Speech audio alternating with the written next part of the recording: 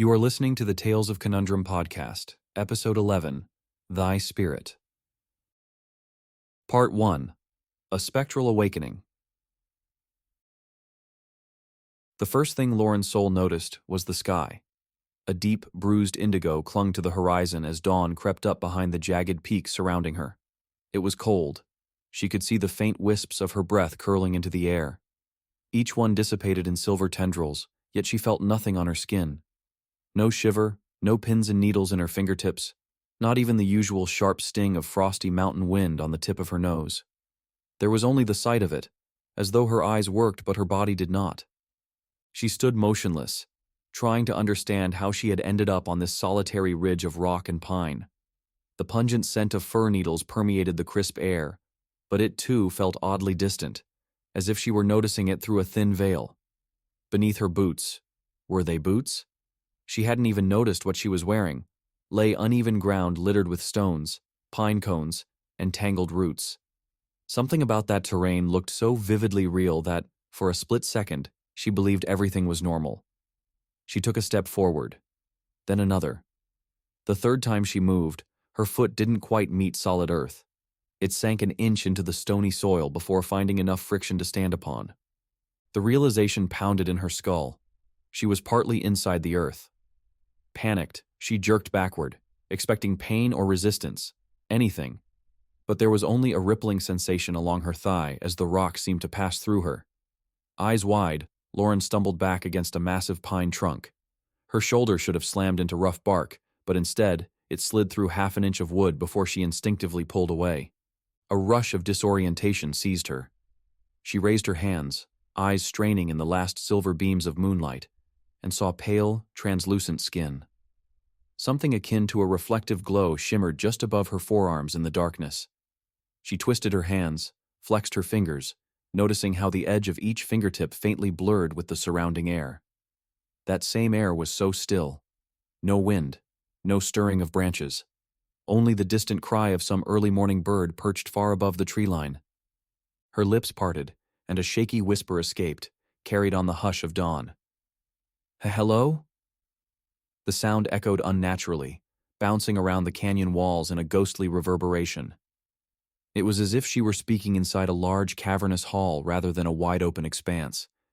Alarm shot through her veins, or what she assumed were her veins. Could a ghost's heart even pound? She wasn't sure. But adrenaline, or the memory of adrenaline, heated her thoughts. She shouted this time, louder, the word "hey" ringing out. She watched in horror as the sound ricocheted and faded, swallowed by the desolate ravines. No one called back. No lights flicked on. She was alone. Alone, yet that word triggered a pang in her chest. A phantom ache, no real pain, but a dreadful hollowness. She realized she should feel hunger, thirst, or the dryness of cold air in her lungs. But there was nothing. Nothing except the mounting terror that something was very, very wrong. Her mind fluttered with half-formed questions. Who am I? Why am I here? What happened? Searching herself, she realized she didn't even remember her name. She struggled to recall the last thing she had done. Was she hiking? Camping? Thoughts skittered like frightened insects across her consciousness. There was something, a fleeting image of an unfamiliar suburban street. Another of a boy's smile, warm and youthful. And then, a darker glimpse. A man's silhouette, face half hidden in the gloom. These flashes fizzled out before taking solid shape. She turned in a slow circle, scanning the ring of towering pines around the rocky outcropping. No footprints, no sign of any campsite or trail. Jagged peaks loomed above her, their snow-laden slopes tinted a faint purple as the sky brightened by degrees. She recognized none of it. Below, through a stand of spruce, she could see valleys still cloaked in night, wisps of fog settling like serpents across the land. She swallowed her rising panic. Focus. Even that internal command seemed to vibrate strangely in her skull, as if she were hearing the echo of her own thoughts. Another attempt to inhale crisp air yielded no physical sensation beyond the mildest sense of pressure in her chest. A tremor ran through her. She had to find answers. When she tried to walk, her legs felt lighter than air, almost as though gravity itself had loosened its grip on her. She forced herself to move carefully, putting one foot in front of the other with deliberate slowness. Yet her steps made no crunching sound on gravel or pine needles. No footprints, she realized. No disturbance at all where she walked. It was as if she weighed less than the frost crystals that dusted the stones. Cresting a small ridge, she found herself at the edge of a steep drop. The rocky bluff fell away for at least 50 feet into darkness, still untouched by dawn. Fear jabbed her gut. She took a reflexive step back, only to tilt forward again. A chunk of rock under her foot gave way. She slipped. A cry strangled in her throat. Her arms windmilled, searching for balance. She toppled over the edge. Instead of feeling that sickening lurch of a body in freefall, she felt a momentary resistance, then a shift like stepping into a shallow pool of water. Suddenly, she was weightless. Eyes clenched shut, she waited for the crash, for impact, or for the shock of broken bones. It never came. She just hovered. Opening her eyes, she saw the ledge a yard above her. Her body hung suspended in midair. Instinct screamed that she should be plunging to the valley floor, but she remained adrift, bobbing gently, a foot or two off the side of the cliff face. Horror and fascination warred within her. She willed herself upward, focusing on the rocky edge. Her body drifted, gliding closer to solid ground. It felt like swimming in invisible water. Heart pounding. Could her heart even pound? She pushed forward until she was level with the ledge again. She stumbled back onto the ridge, chest heaving, though the breath she took in felt purely psychological. In that moment of near catastrophe, flashes of memory had slammed into her. A suburban house at dusk, warm lights in the windows. That same young boy, older than a child but not yet a man, grinning widely. The half-lit face of the man, his features contorted with anger.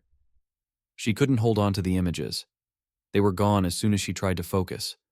The rising sun painted the sky with streaks of pink and gold now, pushing the darkness back. She pressed her eyes shut, trying to calm the rush of confusion. She was sure these people in her head were important, but she had no clue who they were. "Who am I?" she pleaded with her own mind. Silence. Her gaze roamed over the ridge, landing on something reflective poking out from under a thin layer of dirt at her feet. Carefully she knelt, if a ghost could kneel, and brushed aside some loose gravel. A small, delicate locket emerged, tarnished at the edges but still faintly gleaming in the dawn light. Cautiously, she pinched it between her thumb and forefinger. This time, the locket did not slip through her intangible grip. It settled in her palm as though it weighed almost nothing. She rubbed away grime from its surface, exposing engraved letters. L.S. She said the letters aloud, half fearing the echo that might follow. L.S. The echo flickered away quickly, dulled by the thick stands of pine. The letters tugged at some deeper place in her memory. She flipped the locket open, hoping to find a photograph or note, but it was empty inside, the metal interior battered and scratched. Her brow furrowed in frustration. L.S., she repeated, tasting the letters like they were foreign words. Then a spark ignited in her mind, a dim memory, or a self-recognition. Lauren, she whispered, the syllables trembling on her tongue. Lauren S. Lauren Soul? The sound rang quietly, and the echo did not come back this time. Something within her took shape, as if locked cogs in her brain had started to turn again. That's my name. It has to be. Even though the memory was faint, the sense of certainty it brought was overwhelming, like a wave of relief and dread in the same breathless moment. She stared at the locket and repeated her name, sinking deeper into the realization. Lauren Soul. With that revelation, a subtle shift in the atmosphere occurred. A hush fell over the forest, as though the wind itself recognized her name. In the quiet, a strange tugging sensation gripped her abdomen, like an invisible chain gently pulling her forward. It wasn't painful, but it was insistent. She rose unsteadily to her feet, locket pressed tight in her translucent hand. She scanned the horizon, and through the wide valley below, she thought she glimpsed the lights of a town, tiny pinpoints in the distance. The light of the rising sun made them flicker like dying stars. A faint compulsion in her mind whispered, "Go." She didn't know why. but every fiber of her new ghostly being told her that was where she belonged. She took a step, then another, holding the locket close. As she crested the slope heading down the mountain, she tried to make sense of how she would descend the steep path without falling through the earth again. But as soon as she began, her movements accelerated in a way that made no logical sense. It was as though her body were a lens through which time distorted.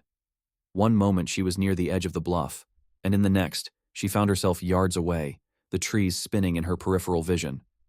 Alarmed, she stopped, chest heaving in a purely reflexive gesture. She looked back. The distance she had covered should have taken minutes to traverse. She had done it in a single breath. Tentatively, she moved forward again. This time, the forest blurred past in streaks of mossy green and earthy brown, and she stumbled to a stop at the trunk of a great pine tree many yards away. Her breath came in ragged gasps, real or not, and a wild glint sparked in her eyes. I can move, fast, too fast. A surge of urgency pulsed through her. This newfound power and the unrelenting pull in her gut seemed to align. She was meant to go, to reach that cluster of lights in the valley before dawn broke fully. Somehow, in the marrow of her being, she knew the place below was called Silver Cliff. That word hummed in her head like an echo of a half-remembered lullaby, giving her the faintest sense of home. She had to see it, to find out why it mattered so much. Maybe that was where the boy with the gentle smile lived. Maybe the man whose face haunted her memory was there too. Questions multiplied as the day brightened, but each question also fired a stab of fear through her. She didn't know what waited at the bottom of that mountain, only that she had to go. Without allowing time for more doubt, Lauren clutched the locket in her palm and shifted her weight forward. In a burst of motion, she glided downhill, weaving through trees that should have obstructed her path, but didn't. She threaded through the dense forest with ghostly ease, occasionally passing half-inside boulders and through the old trunks. The speed was exhilarating, terrifying, and unstoppable. The tug in her core grew stronger, guiding her every leap. At last, she paused at a natural overhang of rock, breathing hard. The crisp dawn had begun to wash the sky with lighter blues and the first hints of pale morning gold. Below, she could see a small highway winding through the valley, silent and empty this early. Further on, dim shapes of houses, stores, and power lines strung along the outskirts of Silver Cliff. Just seeing civilization sent a jolt through her. Home? She didn't know for sure, but it felt familiar. Lauren's trembling fingers brushed against the locket again, and she closed it firmly in her palm. She could almost sense the name etched on its surface, LS, burning against her ghostly skin. Lauren's soul, she repeated in her mind. That name and the pull in her chest were all she had. Yet something deep inside promised that once she reached Silver Cliff, she might discover the missing pieces of her fractured memory. Perhaps she would learn why she stood on the ridge without a heartbeat or a living body, seeing her breath but not feeling the cold. Gritting her teeth, Lauren stepped from the rocky ledge, welcoming the strange shift of gravity that let her race down the slope at impossible speed. With the first flush of dawn lighting her path, she vanished in a blur of motion, a fleeting figure gliding through the pines. Her only thought echoed in the hush of morning. I have to find out who I am. I have to know why I'm like this.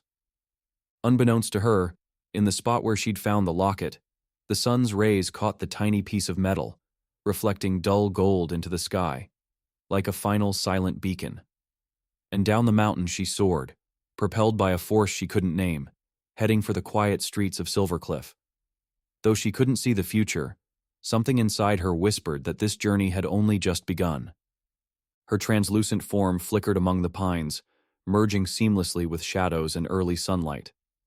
The tug in her chest yanked harder, an invisible chain pulling inexorably toward the heart of town.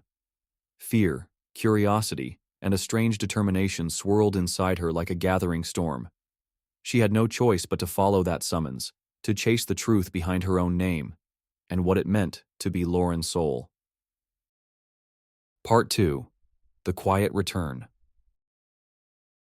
Dawn glimmered across the small Colorado town of Silver Cliff, painting the asphalt roads in pale gold and coaxing long shadows from every porch railing and picket fence. Lauren Soul approached the outskirts with a flutter of excitement and dread, drawn forward by that same pull that had guided her down the mountain. Her feet touched the pavement with no sound or weight, and as she drifted along the sidewalk, she realized she recognized these streets, even if her memories of them were faint and fractured. A diner's neon sign flickered off just as the sun rose, a mechanic's workshop rolled up its sliding door, and sleepy homes showed small signs of stirring within. She paused at a narrow intersection. Though she couldn't recall its name, something about the squat metal street sign looked familiar. She glimpsed passing cars with half-drowsy drivers inside, traveling too quickly for her to draw their attention. Of course, she reminded herself bitterly, even if they weren't in a rush, I'm invisible. She lifted her translucent hand in a silent wave as one sedan rattled by, but its driver kept his gaze forward, yawning at the wheel, utterly oblivious to her presence. A chime of church bells in the distance broke the hush of the morning. She followed the sound, wandering deeper into the town. Silver Cliff awoke slowly but steadily. An older man in a worn sweater set a steaming cup on his porch railing, nodding hello to a neighbor across the street. A paperboy hopped off his bicycle to toss rolled-up newspapers onto dew-covered lawns. Dogs barked at the faintest movement in the neighborhood, yet not a single muzzle lifted in Lauren's direction. Despite the pang of loneliness, she couldn't help but feel a pang of familiarity. This was her hometown. Beneath the layers of ghostly detachment, she sensed the rightness of these streets. I know this place, she whispered in the corner of her mind. The swirl of half-memories flitted through her again. Brief glimpses of dinners, celebrations, mundane errands. Faces, some friendly, some indistinct, scrambled around in her head like half-forgotten dreams. At the corner of Maple and First Street, a local bakery turned its sign from closed to open. The smell of fresh bread and sweet pastries drifted through the air. Lauren inhaled instinctively, but the scent came to her muted, like a memory rather than a present sensation. Inside, a young employee slid trays of bagels into a display. Outside, a group of early risers formed a small line, talking softly, occasionally yawning or glancing at their phones. Feeling an odd surge of desperation, Lauren slipped toward the bakery doors, hoping maybe, just maybe, someone would notice her if she stood close enough, if she called out loud enough. Hello? Her voice was a wavering echo that seemed to bounce on the threshold of the shop. Nobody stirred. Another sharp pang struck her chest, a ghostly ache. She raised a trembling hand toward the glass door, half expecting her palm to collide with its surface. Instead, her arm slipped seamlessly through the door. Startled, she jerked back. I really am a ghost, she thought, fear twisting in her stomach. She glimpsed her own faint reflection in the window. The faint morning sun revealed a translucent silhouette, no real details or color to her skin. If she concentrated, she could see through her torso to the pastry racks behind her reflection. She tried to study her features, her hair, the shape of her face, but they were mere outlines, like a reflection on still water. The realization both stunned and horrified her. She no longer had a solid physicality, no definable presence in this living world. Needing to ground herself, she stepped back from the bakery, letting a small group of chatty teenagers pass by without noticing her. She tried shouting again, voice echoing in the empty space. Can anyone hear me? A mother holding a toddler's hand walked right through Lauren, oblivious. A chill ran the length of Lauren's spine, if she even had one. The contact, or near contact, was like a cold ripple in her form. The toddler tugged on his mother's sleeve, but not because he felt Lauren. He pointed at a stray cat darting into an alley. The creeping sense of isolation pressed upon Lauren like a heavy weight. She had never felt so alone or disconnected. But I do know these roads. She shook away a rising wave of despair and picked a path along a row of houses. Each one had its own personality, painted shutters, decorative mailboxes, wind chimes tinkling in the light breeze. It was all heartbreakingly mundane, and yet so unreachable. As she moved, small scenes of everyday life flickered by. Neighbors waving at each other, a car rumbling out of a driveway, a person watering flower beds. Each snapshot was laced with the mounting knowledge that Lauren was an outsider in a life she once participated in. She couldn't step up to a door and say hello, couldn't wave to a friend, couldn't even feel the warmth of the early sun on her ghostly skin. Why don't I remember how this happened to me? The question battered her mind. Shreds of memory teased her. A dining table with warm yellow light overhead. Laughter. Two figures. She sensed they were her parents, smiling at her, chatting about something trivial and comforting.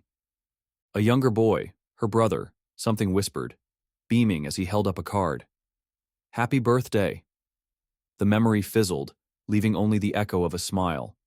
A dimly lit room with a man's face contorted in anger. She couldn't make out the words they exchanged, but dread swelled in the pit of her stomach. She knew this man was important, and the negative swirl around him hinted at trouble. Shaking off the uneasy recollection, Lauren continued until she reached a suburban neighborhood that felt even more familiar. Each step drew her closer to a modest house with a short driveway and a trimmed lawn. The mailbox read, Soul in neat lettering. Her breath caught. That's my last name. My house. All at once, everything about the place resonated with her. The shape of the windows, the slight slope of the roof, the porch light that always flickered. It was like a childhood memory rose up to the surface, claiming her attention. This was home.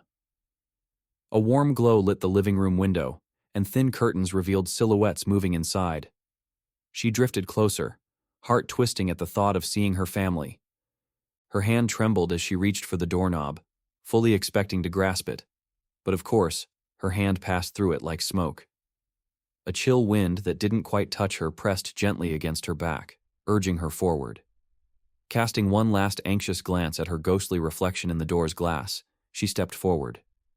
Her entire body phased seamlessly through the wooden door, and she entered the home. Inside, the smell of coffee simmered with the lingering aroma of toast. The living room was cozy, with a well-worn couch and family photos perched on an end table. Light drifted in from the kitchen, where she could see two figures moving about. She recognized them in a flood of relief and sorrow. Christine and Robert Soule, her parents. Christine was fiddling with the coffee maker while Robert scrolled through his phone at the kitchen table. They wore the gentle fatigue of early morning on their faces. A sudden tenderness welled up in Lauren. Mom. Dad. She tried to call out, but her voice was muted, caught in the intangible space of her existence. Their conversation continued without interruption. She'll be back soon, you know, Christine said, placing two mugs on the table. A couple of days and she'll waltz through that door, complaining about the cold. Robert gave a small chuckle. Yeah, that's our girl. Always had a dramatic flair about the weather. Then he raised a brow. But I hope she keeps us updated next time. It's unusual not to hear from her. Christine shrugged, a faint worry line creasing her brow. I'm sure her phone died again, or she's in some area with no signal. You know how it is when she goes off on her impromptu adventures. Lauren's breath caught at their casual assumptions. They think I'm just away. She searched her memory, trying to remember if she had told them she was traveling somewhere. Nothing concrete came. The heartbreak of knowing they had no clue she was dead, gone, swelled inside her, strangling her spirit with sorrow. She edged closer to them, wishing she could pass her arms around them in a hug. Instead, her intangible hand drifted through Christine's shoulder like a light breeze. Christine shivered slightly and rubbed her arm, looking around curiously. Drafty, she murmured, but quickly returned her attention to Robert. Lauren wanted to scream in frustration. I'm here, Mom. I'm right here. She tried again, pushing air through her phantom lungs and shaping her mouth around words. Nothing emerged except a faint whisper that reverberated in her own head. Robert sipped his coffee, oblivious. Aimlessly, she wandered from the kitchen to the living room, absorbing details that triggered more flickers of memory. The worn rug by the front door, where shoes were always tossed in a messy heap. A painting of an autumn landscape she vaguely recalled her mother picking out at a local art fair. The sofa blankets, folded meticulously each morning. Everything was the same, brimming with the routine normalcy of daily life, a life Lauren could no longer touch. Her gaze drifted to the stairwell leading to the second floor. A distant sense of comfort tugged her upward, her mind conjuring the memory of her bedroom. She floated up the steps, not bothering to lift her feet, discovering she could rise almost effortlessly if she just focused on moving forward.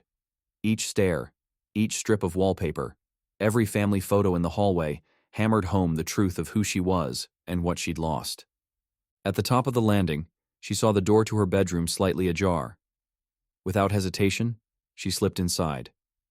The overhead light was off, but warm morning light fell through the curtains, illuminating familiar objects: a desk cluttered with notebooks, a worn bookshelf stuffed with novels, a vanity mirror reflecting a still-made bed. Everything was preserved as though she'd stepped out just yesterday, waiting for her imminent return. She crossed to the bookshelf, eyes tracing over the spines. A surge of recognition bloomed as she noted a few of her favorite novels, their titles stirring faint recollections of nights spent reading. With trembling hands, she reached for one, only to have her fingertips pass straight through the binding. She clenched her jaw. Even the simplest act, impossible. Her gaze caught a plush toy perched on her pillow, a small faded teddy bear missing an eye. A wave of nostalgia and longing crashed into her. Moving slowly, she placed both hands around the toy, willing herself to grasp it. For a split second, she felt it, or thought she did, an echo of stuffed softness on her palms.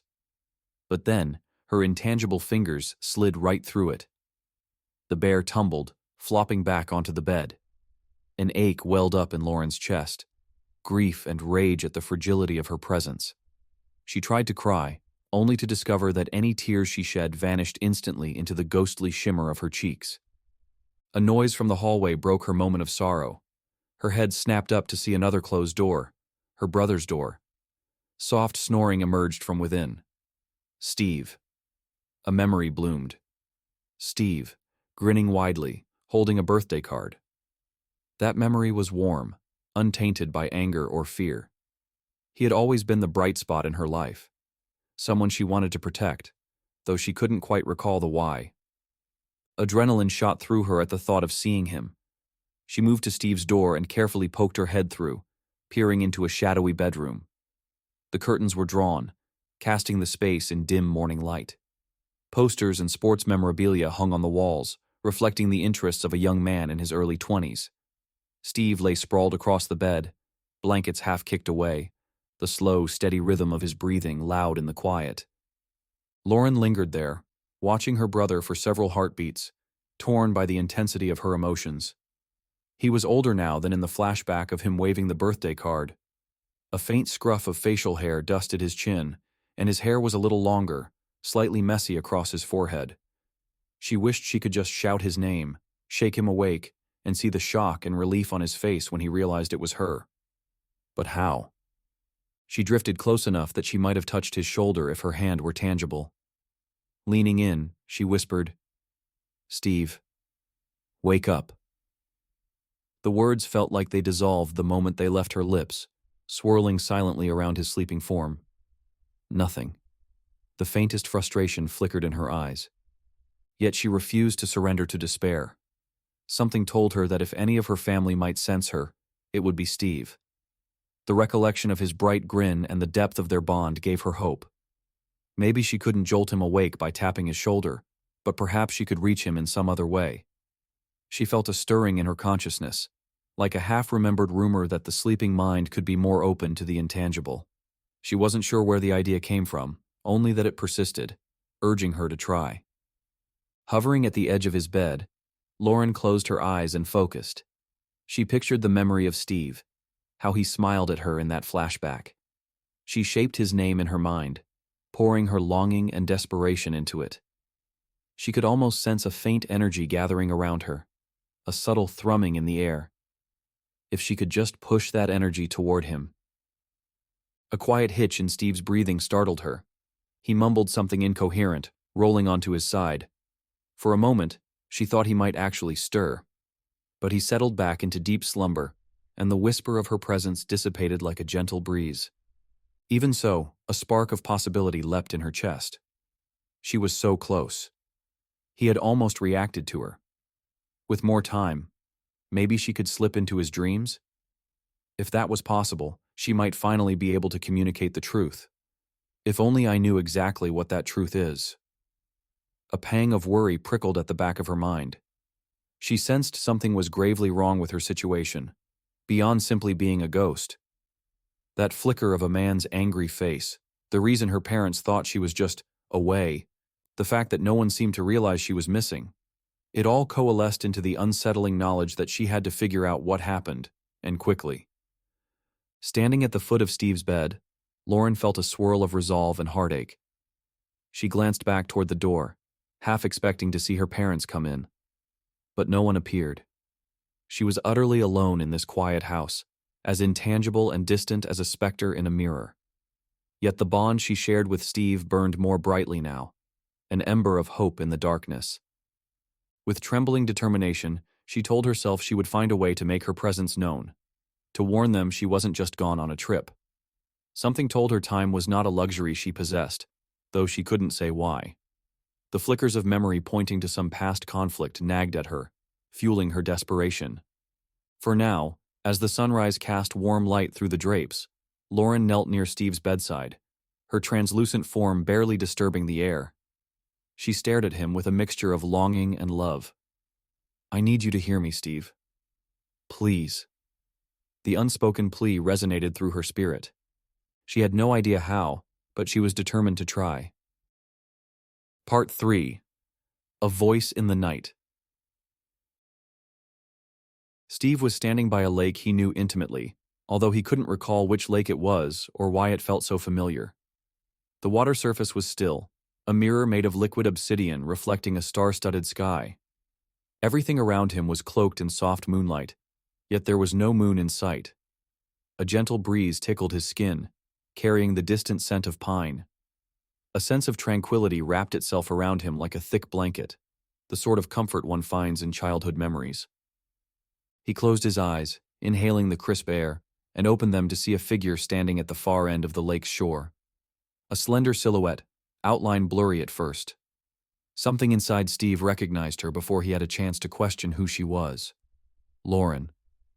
He took a step forward, the wet sand squelching beneath his sneakers, and the figure took a step back, as though uncertain. "Lauren?" he called, though his voice sounded muffled in the thick, dreamlike atmosphere. A part of him was aware that this was a dream. He'd had this peculiar feeling of lucidity before, but never this intense. The woman didn't respond, but she raised a hand. The motion stirred the surface of the lake, sending ripples across the mirror-like water. The reflection of the starry sky shattered into trembling shards of light, and the hush of the night grew charged with unseen tension. Steve's heart pounded as he realized this figure, this moment. Something was different from typical dreams. He wanted to go to her, to get closer. When he tried, his feet sank deeper, like the wet sand had turned to quicksand. He struggled forward, breath hitching with effort, but each step felt heavier than the last. The figure remained across the lake, unmoving now, as if waiting for him. And then, as though the dream spontaneously changed scenes, the figure was simply closer, 20 feet away, her features still indistinct, but definitely female. She wore a soft glow, luminescent in the darkness. "Steve," the figure said, the voice drifting across the water like a hush of wind. He froze. His name. She had spoken his name. He knew that voice. Light, yet weighted with urgency. Somewhere in the corners of his mind, he recognized it as his sister's. A warmth flickered through him. "Lauren?" he repeated more firmly. The figure tilted her head, stepping onto the water's surface as if it were solid ground. Each footstep caused a tiny splash of pale light. She advanced toward him, her expression becoming clearer with each step. Steve began to see the outline of her eyes, her mouth turned down in a worried frown. The closer she got, the more the shape of her face solidified, until he was certain it was indeed her. Something about her features was ethereal, not quite anchored in reality. Her edges fuzzed out slightly, as if he was viewing her through gauze.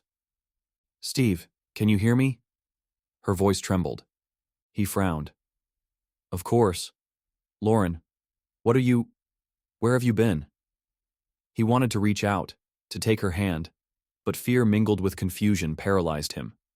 The waters behind her churned softly, as if responding to her presence. For a moment, it seemed she wasn't sure how to respond. Her eyes darted around, scanning the dreamlike setting.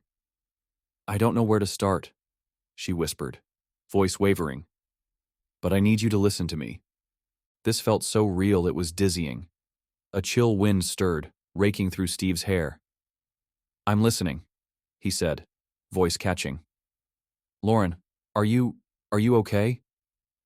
Even in the dream, he sensed something dire in her tone. She shook her head, the movement sending a ripple through her form. No, she answered plainly. No, I'm not. Something's wrong. Her words cut off. She took a trembling breath. If a ghost could breathe at all. In this realm, it seemed she could. I'm in trouble, and I need you to help me. A spike of worry speared through him, so intense it made his chest tighten. Of course I'll help you, he said, wading forward through the mud-like sand. Each step was a monumental effort.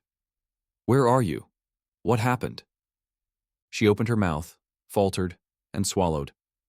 I can't explain everything right now. I don't have the strength. She lifted her hands, pressing them as if against an invisible barrier. Steve, listen. Don't trust Jake. The name cut through the dream, and as it echoed, the shoreline behind her distorted, the water rising in a sudden wave. What? Jake? Why? Steve's voice trembled. He recognized the name, but the full context felt elusive. Lauren's warning, though, resonated with an unsettling alarm. Something happened. He's responsible. Her body flickered, distorting for a heartbeat like a television with poor reception. She looked down at her torso, her expression growing frantic. I'm fading, she murmured, voice quivering with panic. It's so hard to stay connected like this. Steve took another giant step forward, nearly losing his footing in the sinking sand.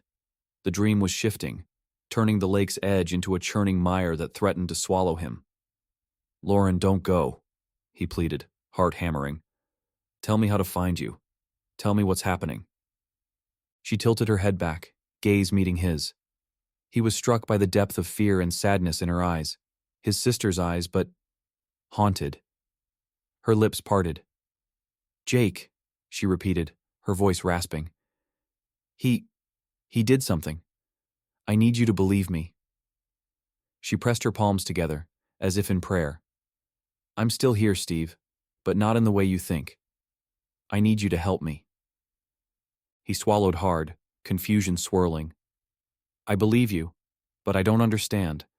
What do you mean you're still here? He paused, dread tightening around him like a vice. The wave behind her swelled higher, as if responding to her distress. Lightning flickered across the sky. There had been no sign of a storm before. Lauren? She grimaced, her entire figure flickering again. Steve, you have to remember this. Remember me. The wind howled, and the night sky twisted like a blanket being wrung out, stars swirling in bright arcs. The sands around Steve erupted with writhing shadows. He felt the dream turning volatile, every detail intensifying with his growing panic. Remember you? Of course I remember you, he shouted over the gale. Lauren, tell me where you are. She clutched at her chest, as though in pain. Her face contorted with an emotion Steve had never seen in her before. Pure terror. I'm trying to remember too, she choked out. There was darkness and a struggle. I see his silhouette, I feel his hands, and everything goes black. Fragments of images danced behind her eyes, a flash of headlights, gravel underfoot, a scuffle. It's like I'm stuck between places. An eerie shriek tore across the dreamscape, and Steve reflexively covered his ears. Reality in the dream world was warping. The lake turned into a spiraling void, and the shore cracked like breaking glass. He stumbled backward, waves of black water lapping at his ankles. Above, the sky churned, revealing swirling white lights that glowed, flickered, then vanished like dying stars. Lauren's voice came softer now, cutting through the chaos. Please, Steve, help me. She paused, swallowing back a sob. I can't rest like this. Don't trust him. Promise me you'll find me. Please. Lauren! He cried. He tried again to step closer, but the rift in the ground expanded, forcing them apart. The wave behind Lauren surged, nearly cresting over her, its surface now a horrifying reflection of a twisting silhouette, like someone waiting behind her. She glanced over her shoulder with a look of horror. Then, snapping her gaze back to Steve, she shouted, "Don't forget this dream!" It was then that the world fractured around them. Lauren's face contorted in pain as she let out a silent scream. A violent shudder seized her form, and she began to dissolve at the edges, drifting away in wisps of glowing mist. Steve lunged, reaching for her. His hand brushed fleeting sparks of light where her arm should have been, and for a split second, he swore he felt the heat of her skin. Then she vanished. He gasped. The dream shattered like a pane of glass, plunging him into darkness. With a wild start, Steve bolted upright in his bed, sweat clinging to his forehead and trickling down his neck. The room was dark except for the faint glow of the street lamp through the curtains. His heart hammered so loudly he could hear the blood rushing in his ears. For a frantic moment, he looked around, certain he'd see Lauren standing there. The memory of her voice, desperate and urgent, still echoed in his mind. But he was alone. The outlines of familiar furniture and the messy pile of clothes on his chair greeted him with mundane normalcy. Yet the dream refused to fade in the usual half-light of recollection. This was different, vivid in every detail. The sense of dread still coiled in his chest, and he felt a presence in the room, like static electricity just out of reach. He whispered her name, half expecting an answer. "Lauren?" The silence made his skin prickle. Even so, a tiny voice at the back of his mind insisted he wasn't truly alone. He could swear he felt the slightest shift in the air, like someone unseen was watching him. Snapping fully awake, Steve grabbed his phone from the nightstand. The screen glow nearly blinded him in the darkness. His hands shook as he tapped Lauren's number, adrenaline coursing through him. Each ring made his stomach clench tighter. "Pick up. Pick up." But there was no answer, only her voicemail, an old recording of her lively voice. Listening to her recorded greeting twisted his heart. He hung up, took a shaky breath, and opened his messaging app, scanning for any new texts from her. Nothing. Hours had passed since her last message, which was from days ago, a trivial post about some movie trailer that had excited her. Something about that normalcy felt ominous now, like a relic of a life that had abruptly changed. "Lauren, come on," he muttered under his breath. He tried calling again, still no response. Restless and overwrought, he checked her social media pages, posts, photos, anything to confirm she was active. No updates, no new comments. A sense of gnawing anxiety swelled. Lauren usually replied quickly, especially to him. And the dream, the nightmare, or whatever it was, left him with goosebumps on his arms. It had been too real, her pleading eyes and the name Jake echoing in his head. He tucked his phone against his chest and closed his eyes. The image of her dissolving in that dreamscape haunted him. She had seemed so desperate and afraid. She'd warned him. What had she said? "Don't trust Jake." The words hammered at his consciousness. Jake. Why would she say that? Murmuring to the empty room, he repeated, "Where are you, Lauren?" The question hung there, suspended in the darkness. On the edge of his hearing, or perhaps just in his frazzled nerves, he thought he heard a quiet, distant sob. Then nothing. The stillness pressed in, almost unbearable. Chest heaving with adrenaline, Steve reached over and flicked on the bedside lamp. Pale light bathed the disarray of his room, starkly reminding him of reality. No illusions here, just sweaty sheets, piles of undone laundry, and a silent phone. He sat there for a long moment, wrestling with the sharp edges of his thoughts. Fear, confusion, a faint glimmer of hope that maybe, his sister had truly reached out to him somehow. It was just a dream, but it felt so much more than that.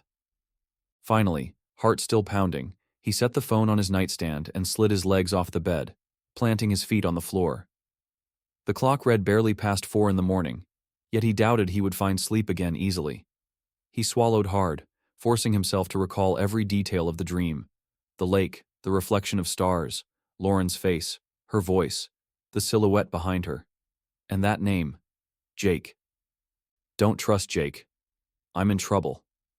He whispered the words, as if repeating them would carve them deeper into his memory. Shivering, he rubbed his arms to dispel a lingering chill.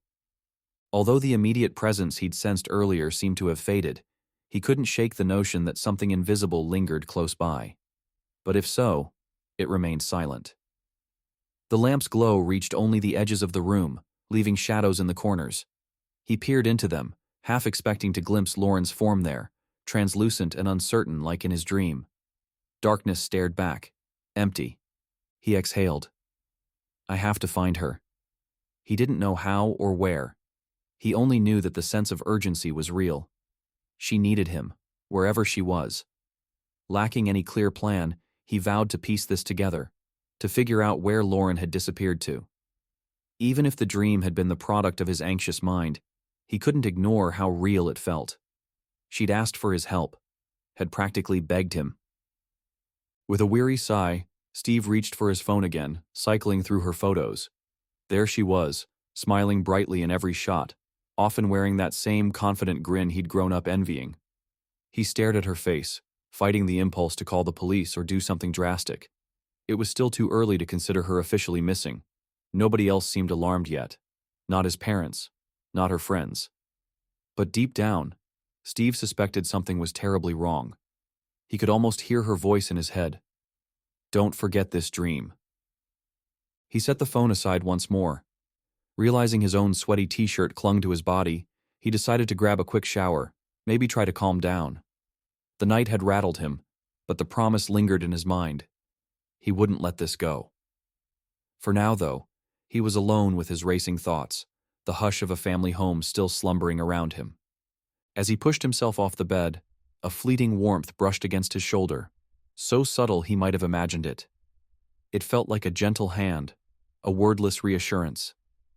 He spun around, heart hammering again, but saw only the empty room.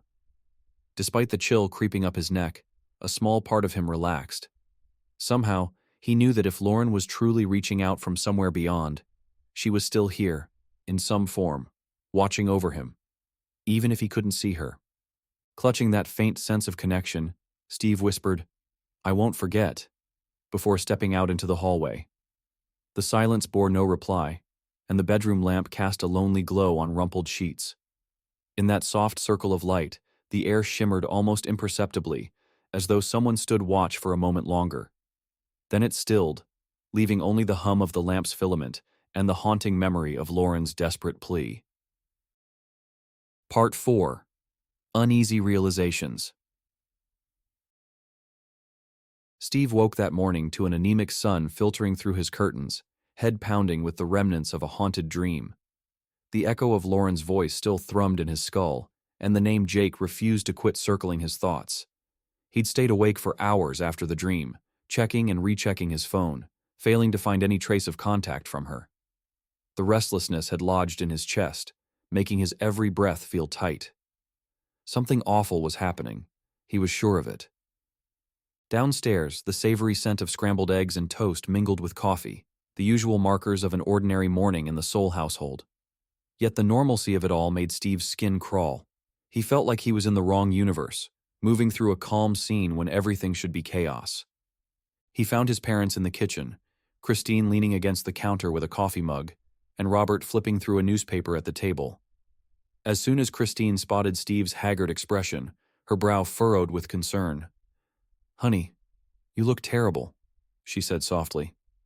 "Are you okay?" Robert glanced up from the paper, the headline reflecting in his reading glasses. "Bad night?" Steve hovered in the doorway, shifting his weight. He couldn't shake a peculiar sense that something else, someone else, was in the room with them. Lauren, he thought, but he couldn't see her. An unsteady breath passed through him. He had to say it. I heard from Lauren last night." Christine's expression brightened for a moment. "You did? How? She finally texted you back?" "No," Steve said, voice tight. "Not exactly. I dreamed about her. But it was more than just a dream. It felt real." Robert exhaled with a gentle, fatherly sigh. "Steve, you've been worried about your sister. It's natural to dream about her, especially when she's been out of contact for a few days. Don't let it spook you." Shaking his head, Steve stepped further into the kitchen, bracing himself on the back of a chair. "No, Dad, this was different. She said she was in trouble.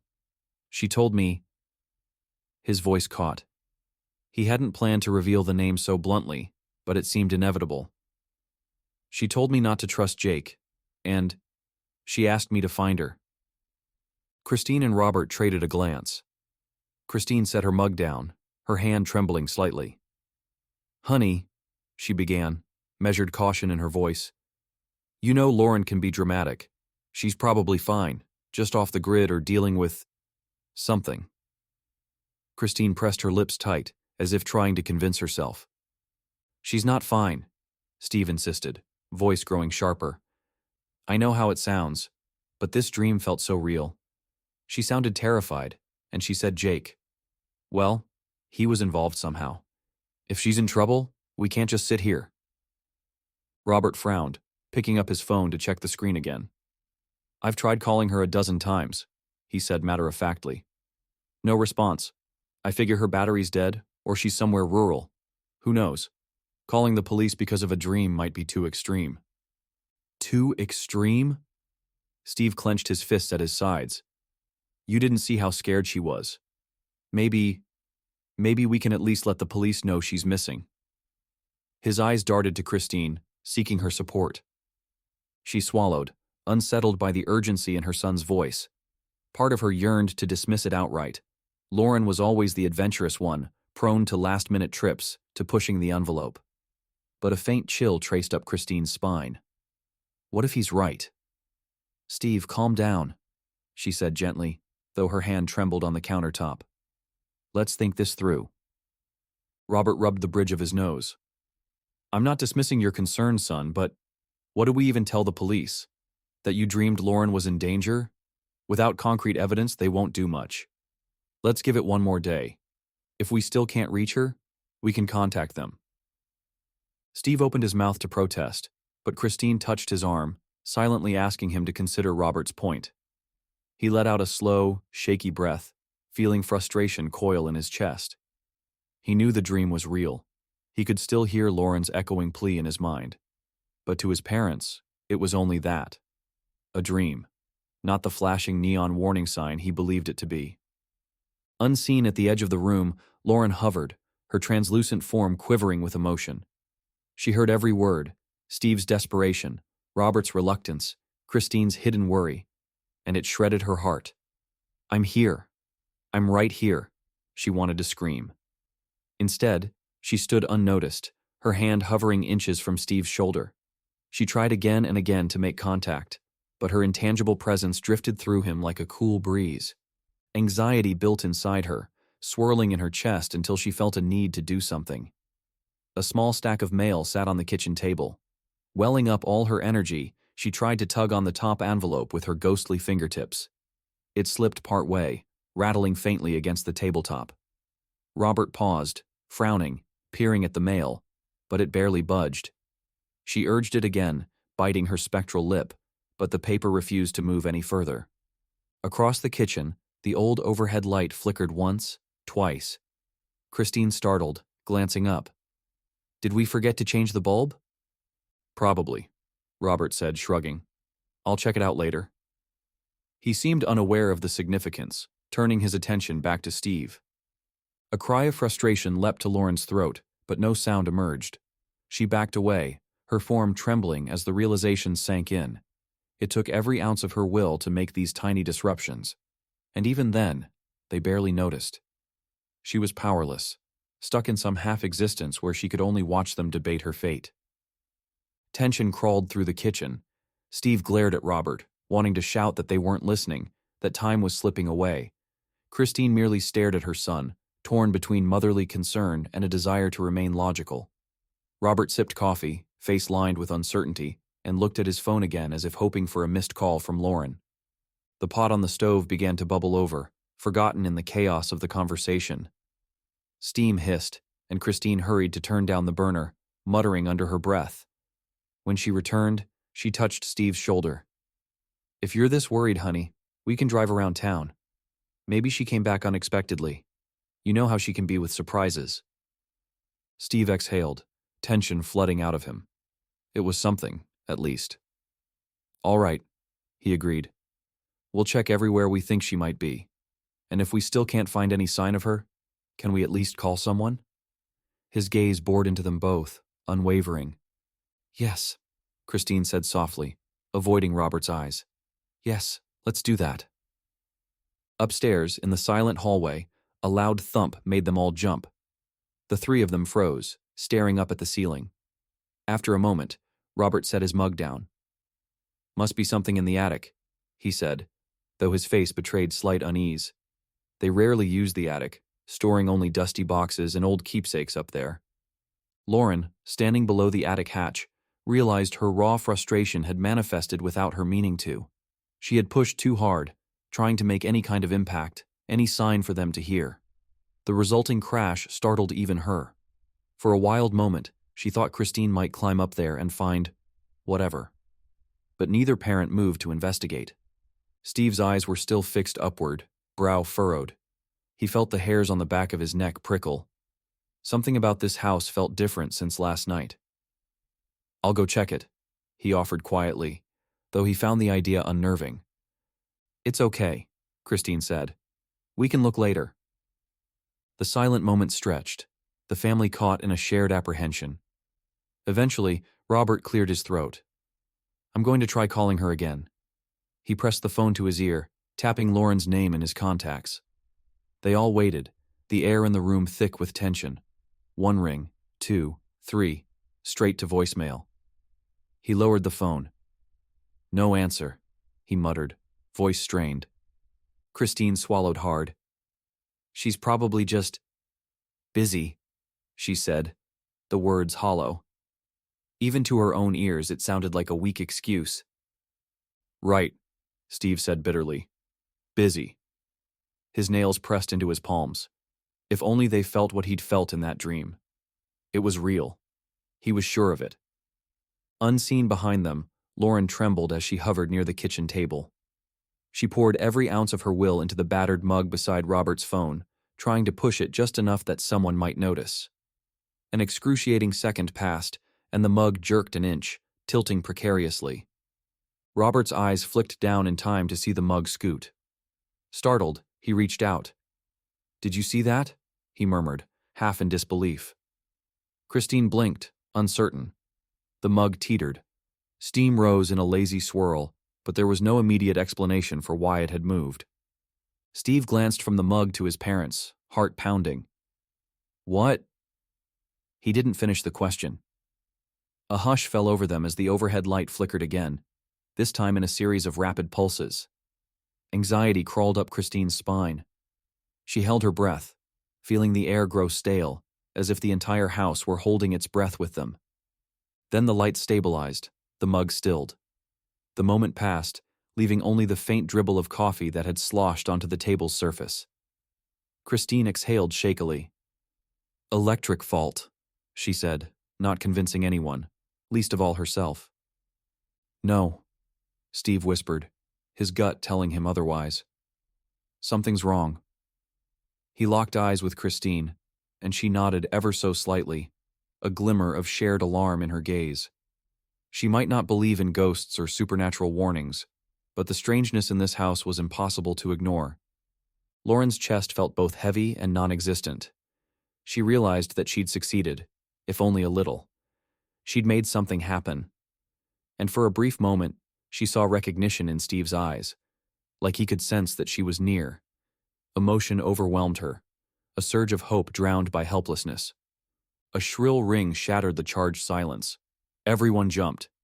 Robert stared at the phone in his hand, where the screen lit up with an incoming call. Jake. The name glowed ominously in the small kitchen. Christine's gaze darted to Steve, who stiffened instantly, his dream still fresh in his mind. Robert hesitated, thumb hovering over the screen. Something about that call, at that exact moment, made his heart pound with unease. Should I? Don't answer it, Steve blurted before he could stop himself. The dream's warning echoed in his thoughts. Don't trust Jake. Christine swallowed, tension flooding her. "Why is he calling?" she asked quietly. "You don't think he's with Lauren?" Robert let the call ring out. He set the phone on the table as if it had scalded him. The name Jake continued to flash until it finally went dark, replaced by a missed call notification.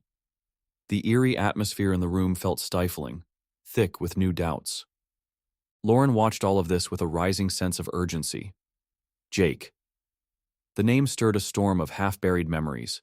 The shadow of a man's angry face, a fight, the pang of betrayal. She didn't fully grasp what it all meant, but she knew enough to sense the danger. If Jake was reaching out, it couldn't be good. She hovered closer, wanting to do something, to push them to act, to demand that they investigate. But her ghostly strength was spent, her energy drained by the flurry of attempted signs. She felt herself wavering, almost flickering, pulled by an inexorable tug away from the house. It was the same pull that had led her here from the mountains, only now it pointed elsewhere, toward Jake perhaps. A surge of panic mingled with resolve. She had to learn the truth, had to stop him if he was responsible for whatever happened to her. In the kitchen, the tension was at a breaking point. Christine exchanged a fraught look with Steve. Robert stood unnervingly quiet, while the phone remained on the table like a threat unspoken. Outside the window, a mild breeze rattled the branches of a tree, the leaves brushing the glass with a soft hiss. It sounded like a whisper, or a warning. Inside Lauren's ghostly mind, a single thought crystallized. I need answers from Jake. She couldn't rely on the family to figure things out. Not yet. Summoning the last dregs of her will, she turned away from her parents and brother, stepping through the back door with the ease of moving through fog. The world blurred for an instant, and then she was gone, carried off by that silent inner pull. In the kitchen, Christine finally spoke, her voice cracking. We should call him back, right?" Her hand trembled as she reached for the phone. Steve's gaze darkened with mistrust. "I'm not so sure. That dream, Lauren said not to trust him." He felt the rapid beat of his heart echo in his ears. Robert looked at his wife and son, uncertain.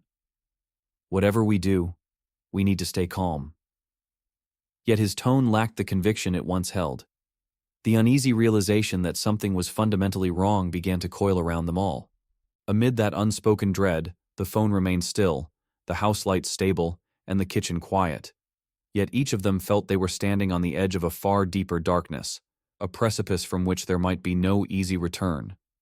And outside, somewhere in Silvercliff, Lauren drifted invisibly, racing to uncover the answers they all feared. Part 5. Ghostly Pursuit. Lauren moved away from her family's home like a restless specter set adrift in the cold air. The sun was still rising, painting Silvercliff's narrow streets with subdued light and long shadows, but she barely noticed. An inner compass tugged at her, drawing her onward with an urgency she could not name. She slipped through back alleys, gliding across pavement and occasionally phasing through fence posts, each new display of her ghostly abilities filling her with a mixture of awe and dread. This place had once been so familiar, yet now it was nothing more than a landscape of half-forgotten memories and intangible boundaries she could ignore at will. She held on to one guiding thought. Jake. That name pounded in her head, laced with the recollection of his voice and the ghostly echo of anger that had once been directed at her.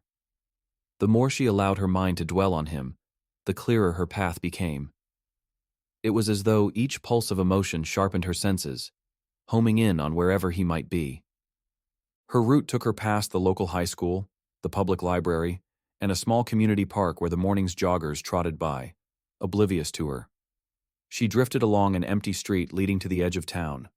She realized the houses here were more run down, cracked sidewalks, peeling paint on porches, trash bins rattling in the breeze. The tug on her spirit grew stronger. A flicker of memory flashed through her mind. Jake's tense face, a scowl etched onto his features, muttering about a new apartment that was temporary. She saw disordered cardboard boxes, a dingy hallway with flickering lights. Yes, that must be where he is. Her translucent form seemed to pick up speed, drawn inexorably down a side street with half-broken street lamps. At last, she approached a cramped, lackluster complex of stucco and poorly maintained brick on the town's outskirts. Several windows were boarded up. Others had tinfoil taped inside instead of curtains. A few vehicles in the parking lot sported dents or missing hubcaps. The place radiated an air of neglect. Lauren hovered near one of the lower-floor windows. Even from outside, she could sense a sour tension that seemed to emanate from within. She passed through the wall like a gust of cold wind. Inside, stale air mingled with the scent of cigarettes, cheap cleaning products, and something faintly bitter. Fear, perhaps. She emerged in a small, dingy living room where battered furniture was haphazardly arranged around a television. But it wasn't the furniture that seized her attention. It was Jake, pacing in short, frantic bursts near a scuffed-up coffee table.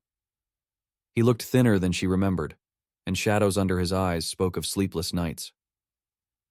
Lauren floated to the corner of the room, half submerged in the dull paint of the wall. From this vantage point, she could watch him uninterrupted. Jake was muttering under his breath, phone in hand. At intervals, the screen glowed as he checked messages or scrolled through photos. She craned her neck. He lingered on one picture for a long moment. She inched closer and glimpsed herself, smiling in the photo, wearing that carefree grin that once came so easily. Her heart, or whatever substitute she had left, lurched. The word betrayal flitted through her mind. It came from some distant place, a fractured recollection. He'd accused her of something, but the memory dissolved before she could grasp the specifics. A trickle of anger started in the pit of her being, intensifying with each second she watched him swipe across photo after photo.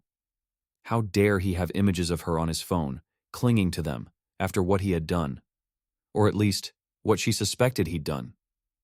She drifted forward, wanting to confront him, but doubting he could see her. A swirl of bitterness crept through her thoughts. Let him feel my presence, she thought. She took a deep, steadying breath, purely reflexive, since she no longer truly breathed, and willed the overhead light to flicker. The filament bulb crackled, dimmed, and then flared. Jake's gaze snapped up to the ceiling, brows furrowed. He stared for a moment, tension etched on his face. Then, shaking his head, he resumed pacing. Lauren clenched her jaw. He thinks it's just an electrical glitch. A tremor of determination rippled through her. She glanced around the apartment for something easier to manipulate. A door, a cabinet, any object that might jolt him more viscerally. Finding a closed closet door near the kitchenette, she channeled her energy. She imagined pushing the door outward. To her astonishment, the doorknob rattled, metal clicking softly in the silence. Jake's head whipped around at the noise, eyes widening. What the? He set his phone down, took 2 hesitant steps toward the closet. The doorknob rattled again, more insistently this time, and a chill scuttled up Lauren's invisible spine at the raw panic that crossed Jake's features. Hello? He muttered, voice cracking. Of course, there was no reply. Lauren pressed further, bringing forth the swirl of memory that held images of the two of them arguing, his raised voice, her own sharper tone responding. She couldn't recall the exact words, but the heat of that fight fueled her now. She could feel the negativity pulsing through her, and she unleashed it on the closet. The door banged once, forcibly, as if someone had kicked it from inside. Jake flinched so violently he dropped his phone. It clattered across the cheap linoleum. Lauren? The name jumped from his throat like a reflex, laced with disbelief and terror. His eyes flicked around the apartment, searching for something to blame, an intruder or a trick of the wind. But every window was shut, the curtains drawn. Lauren wanted to scream at him, to force him to see what he'd done. She funneled her fury into the phone lying at his feet. Its screen glowed, then flickered. The device's ringtone began to blare a harsh staccato jingle, though no call was incoming. Jake stumbled backward, pressing himself against the wall. What's happening? He breathed, knuckles whitening.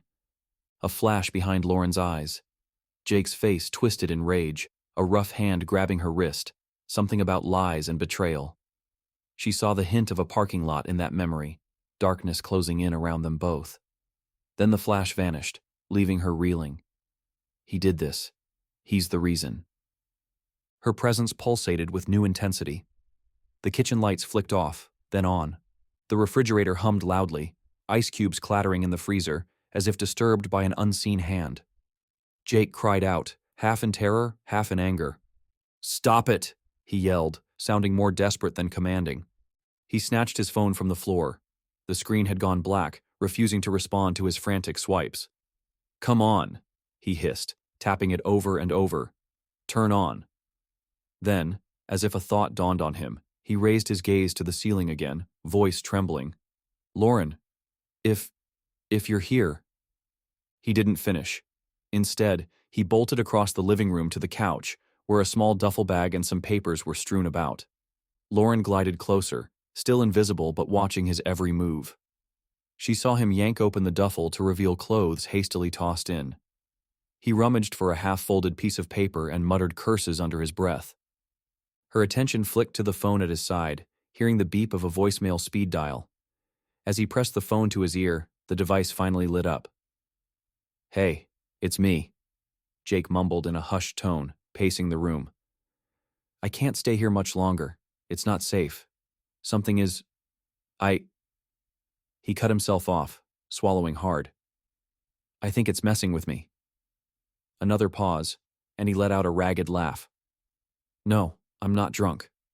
Listen, I need to get out of town. Call me back." Lauren's fury blazed. Not safe? He was the threat, wasn't he? All her ghostly senses roiled, remembering Steve's dream, the family's confusion. She pictured her parents' anxious faces, Steve's haunted eyes. They were suffering because of Jake's secrets. She refused to let him slip away like this. In the quiet that followed, Jake fumbled the phone and ended the call. He set it on the table and ran both hands over his face. "God," he mumbled, pacing once more. "What did I do? What did I do?" Lauren floated closer, each beat of her grief and anger charging the apartment with a restless, electric tension. She felt stronger than before, like raw emotion was fueling her every attempt to interact with the physical world. She wanted him to see her, to feel her accusation. Even if her voice wouldn't form fully in his ears, maybe she could make him witness the power of her presence. She steadied her focus on a framed photo perched on a dusty bookshelf. It showed Jake and Lauren standing in front of a roller coaster, arms draped around each other in happier times. She could hardly recognize the smiling faces.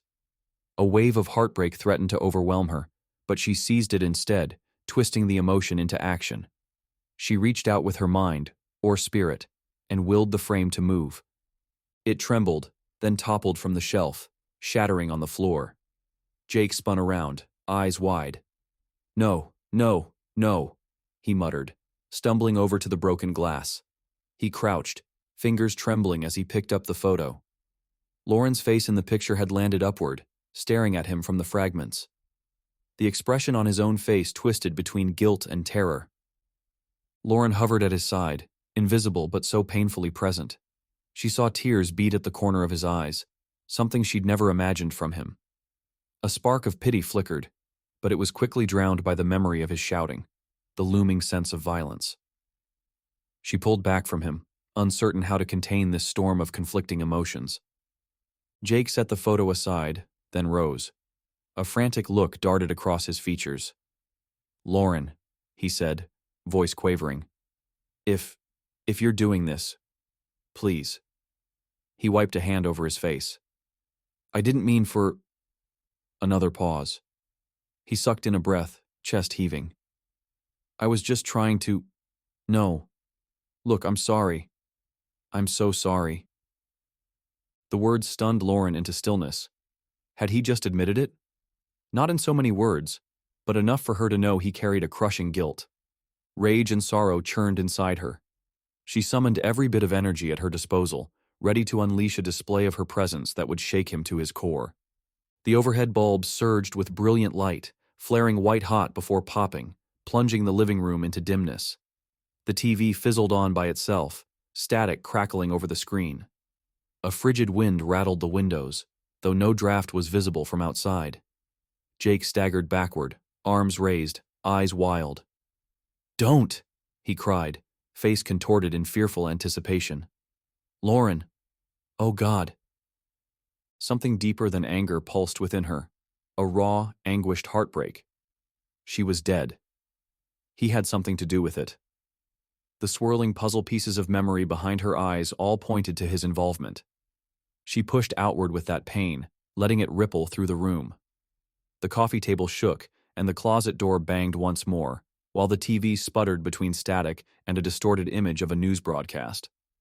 Jake cowered, tears streaking his cheeks. "Lauren," he choked out, voice ragged. "If you can hear me, I'm sorry." The last words came in a desperate whisper, a plea for forgiveness. He sank to his knees on the dingy carpet, pressing the heels of his hands to his eyes.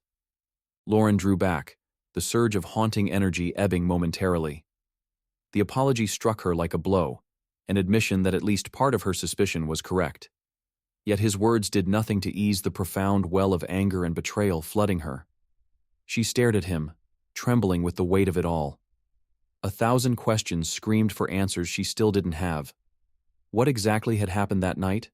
Why had he done this? And how had she ended up this way? Jake's voice echoed again, weaker this time. "I'm sorry." A beat of silence passed. Then, with a trembling hand, he reached for the photo on the floor. Holding it close, he murmured, "I never wanted this." His words might have been an unintentional confession or a plea to nobody in particular. Lauren hovered there, chest tight with conflicting emotions. Fury pulsed through her, but so did sorrow. She realized she wasn't ready to confront all these feelings yet. She needed more clarity, more of her lost memories. This raw power, fueled by her anger, was dangerous. She could sense it roiling, threatening to consume her if she didn't learn how to control it. And yet, Jake's apology repeated in her mind like a grim lullaby. He's responsible. She could never rest without seeing justice done, or without understanding the full story. Panting, Jake rose to his feet again, backing away from the broken frame. He grabbed his phone, pocketing it with shaking hands, and looked around as if expecting her to leap out of the walls. Silence gripped the apartment. The corners of the room felt darker, shadows thickening. Lauren drifted to the side, giving him a wide berth as he moved, her invisible presence still swirling with leftover dread. Though she refused to step back from this confrontation entirely, she also recognized there was more to discover, things about her death, about that last night, about his plan to flee. She would not let him slip away unpunished. Time slowed, the hush in the room punctuated only by Jake's ragged breathing and the faint hum of the fridge. Each second ticked by, thick with tension. If Jake could see her face, he would have found it twisted with equal parts rage and heartbreak. Her next step, however, lay beyond these claustrophobic walls. She needed the truth, the full story of how she died, and that truth lurked in her own buried memories. For now, she had rattled him enough that he'd revealed his fear, his guilt, and his plan to leave town. He can't escape, she vowed silently, drifting away from the man still quivering by the shattered photo. Her energies hummed like a storm cloud before it unleashes lightning. She sank through the wall, leaving him in trembling darkness. She wasn't finished. Not by a long shot. Behind her, Jake collapsed onto the couch, staring at the broken shards on the floor, phone clutched to his chest. In the eerie half-light of the dingy apartment, he repeated one last time, softer than a breath, "I'm sorry," as if the words could somehow bind the wounds he'd created. But Lauren was gone, and she carried that apology with her like a brand, fueling the next step of her ghostly pursuit. Part 6. Unraveling the Past. Lauren drifted away from Jake's apartment, her thoughts a roiling sea of rage and sorrow. His trembling apology, "I'm sorry," haunted her every step. She had felt those words like a cold blade to her heart, and now they lingered, echoes in her mind that refused to fade. As though sensing her own building fury, the world around her seemed to warp in subtle ways. A street lamp overhead flickered, a stray cat yowled and fled, and the wind gusted down the empty sidewalk with sudden force. She pressed on, distance and surroundings blurring, her emotions propelling her forward. A hollow ache throbbed in her chest, a vacuum where her heartbeat once pulsed. She sensed that something monumental was about to break free inside her. Jake's apology had been the final trigger. A swirl of half-remembered images, Angry voices, slamming doors, darkness, pressed urgently against the fragile barrier in her mind. She had to see it. All of it. No matter how horrifying the truth. And then it came, like a dam bursting. A cascade of sensations overwhelmed her in a single brutal wave. The taste of salt on her lips, the glow of streetlights in a wet parking lot, the muffled sound of thunder. Jake's voice rose above it all, ragged with fury. She was no longer hovering in the ghostly present. She stood in a memory, reliving the night she died. Her surroundings snapped into focus with stunning clarity. She was outside a modest apartment building, Jake's old place, though the details of it were sharper now than any fading recollection. Rain drizzled down, forming dark puddles on the pavement. The sky was moonless, heavy with storm clouds. A flickering fluorescent lamp illuminated the parking lot, casting harsh, uneven light that made every shape and shadow unnaturally sharp. She saw herself standing beside Jake's car, wearing a jacket spattered with raindrops. She, her living self, clutched a small travel bag. The memory's version of Lauren had tears in her eyes, although a stubborn anger flashed across her features. Jake loomed in front of her, posture rigid and seething. "How could you?"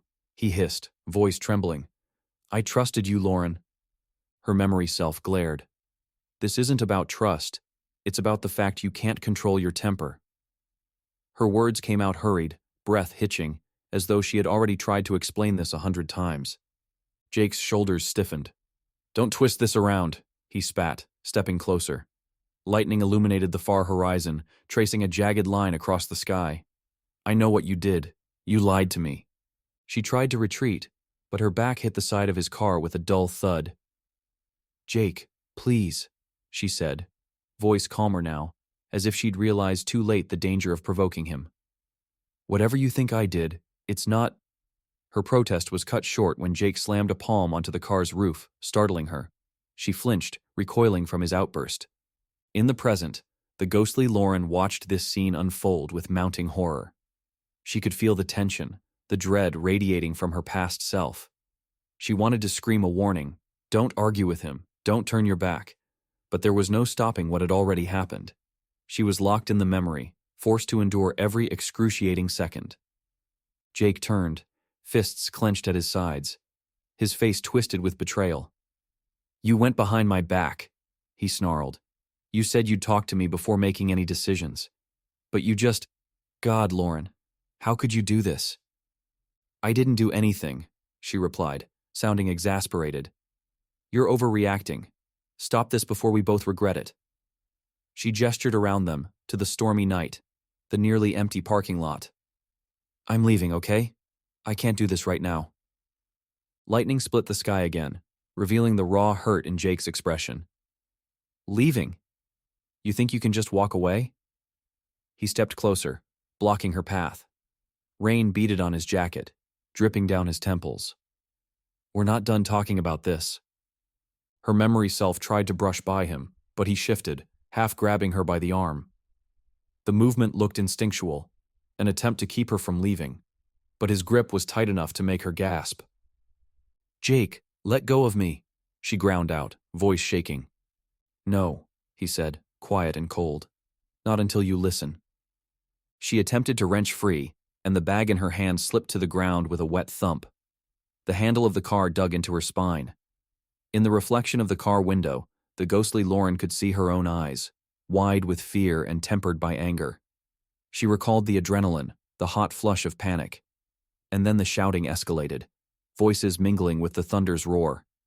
"Stop!" she cried, raising her free arm to shove him away. Jake stumbled back, his eyes wild. "You think you can—" The rest of his words were lost in the rush of rainfall. He lunged forward, and in that split second, the scuffle turned ugly. Their arms tangled, feet sliding on the slick pavement. Lauren twisted, trying to evade him, and her elbow connected with his ribs. He let out a gasp, the anger in his face intensifying. He shoved her, hard, against the car. That was the moment everything changed. She lost her footing, the soles of her shoes skidding on the wet ground. Her head slammed into the car doorframe with a sickening crack. Pain exploded through her skull, a white-hot burst that stole her ability to think or breathe. The world blurred, spinning in sickening circles. She slid down the side of the car, landing on her knees, water soaking through her clothes. The memory slowed, as if time congealed around that moment of impact. The ghostly Lauren felt the pain echo through her, though she was now only an observer. It was surreal, horrifying, like watching herself die in third person. She wanted to run to her own side, cradle her battered head, scream at Jake to call for help. But she could only watch as her living self sagged forward onto the pavement, the rainwater quickly soaking her hair, her jacket, everything. Jake's ragged breathing cut through the downpour. He stared, eyes wide with horror, at Lauren's unmoving form. "No, no, no," he whispered, stepping back, stepping forward, uncertain. He crouched, shaking her shoulder with trembling hands. "Lauren? Lauren, can you—" He brushed soaked strands of hair from her face, panic consuming his every feature.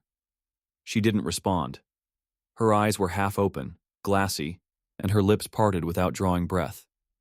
In the present, the ghostly Lauren let out a silent, anguished cry. There it was, the moment she died, or at least slipped out of mortal consciousness. She could still sense her own fear, her confusion. The memory alone was enough to tear her apart, but she forced herself to keep watching. There's more, she thought. Jake fumbled, pulling out his phone.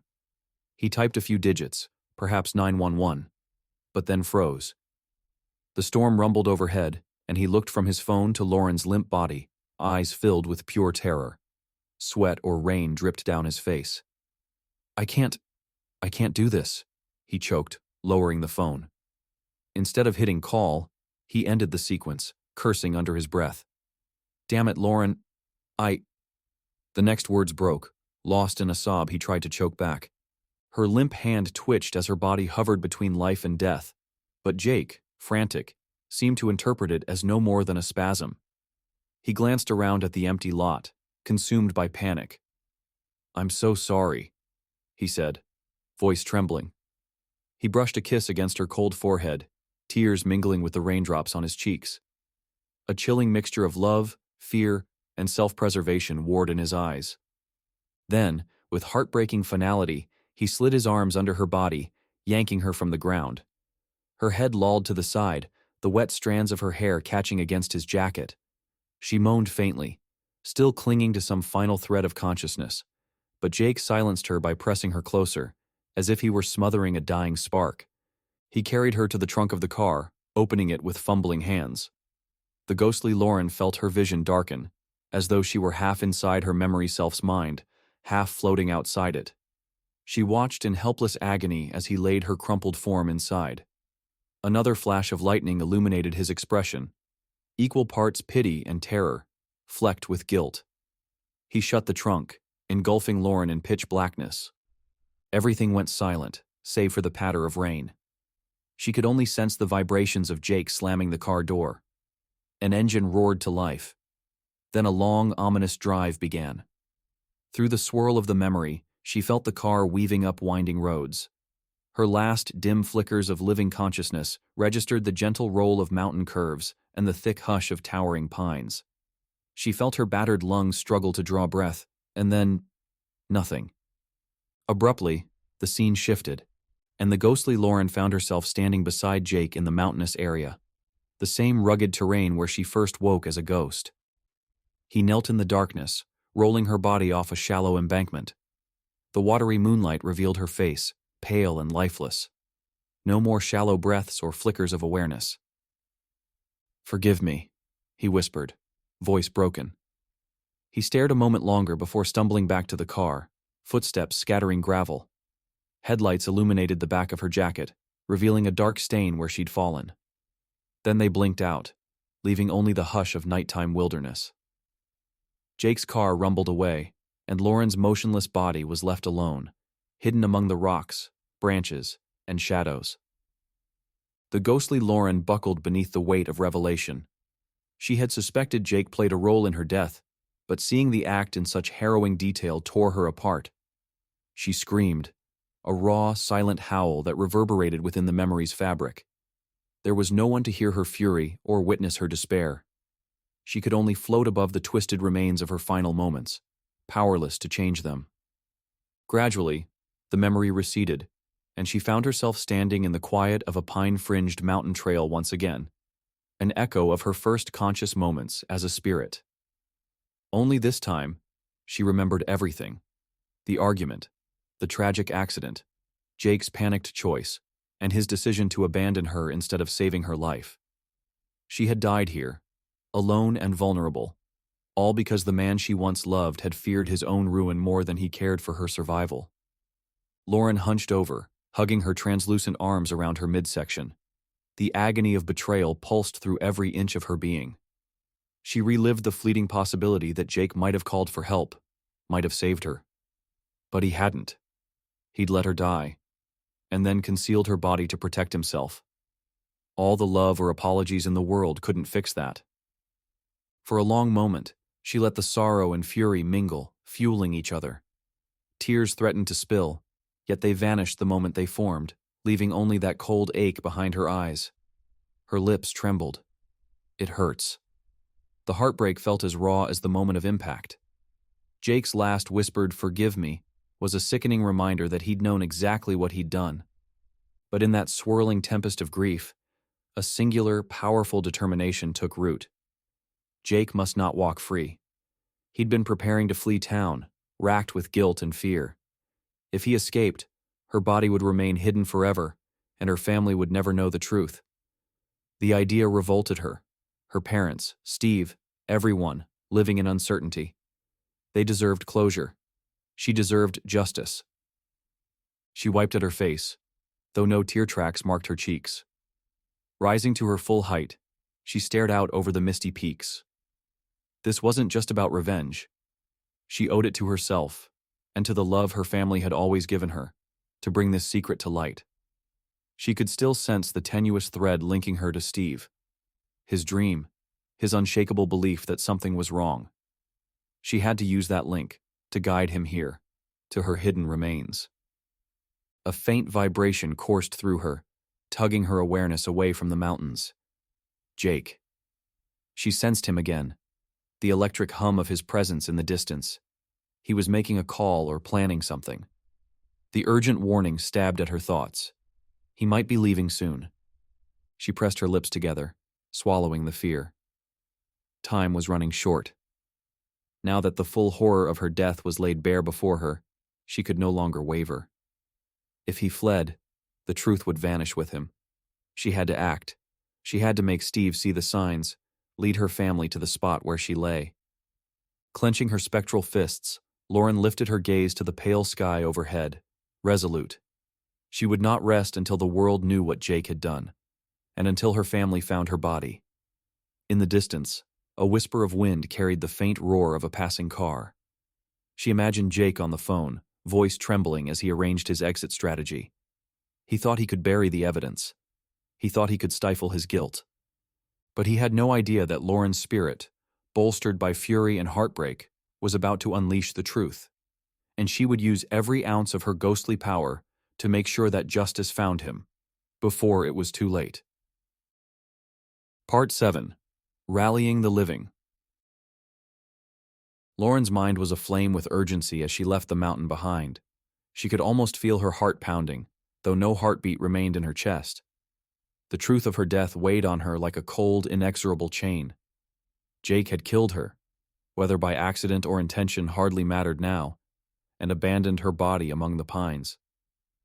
The swirl of rage and sorrow in her spirit propelled her across Silvercliff at a speed that defied reason. Street lamps flickered in her wake, and curtains fluttered as she slipped through one wall after another, speeding home. When she reached her family's house, dawn was still distant, the sky overcast with the faint glow of evening turning to night. Lauren phased through the front door. The familiar warmth of the living room assaulted her senses. The same rug, the same family photos, the subtle hum of the air conditioner. Yet it felt different now. Fear and grief lingered in the corners like an unspoken presence. In the dim lamplight, she found her mother, Christine, sitting on the couch, phone in hand, a worried crease on her brow. Her father, Robert, stood near the window, gazing out as if expecting Lauren to stroll up the driveway at any moment. But Lauren's immediate concern was Steve. She could feel him upstairs, a kind of invisible tether drawing her. Taking one last glance at her parents' exhausted faces, she drifted upward through the ceiling, into the hallway that led to her brother's room. His door was ajar, and through the sliver of space, she glimpsed him typing furiously on a laptop, phone pressed to his ear. "No one's seen her," he muttered. "Are you sure?" A pause. Then a frustrated sigh. "All right, thanks anyway." He hung up, running a hand through his hair, eyes rimmed red with sleeplessness. Papers lay scattered across his desk. Phone numbers, scribbled notes, half-formed ideas on how to track Lauren down. A pang of love and grief struck Lauren. He's doing everything he can. She yearned to speak to him, to tell him she was proud, that he was right not to give up. But those words would be lost in the vacuum between life and death.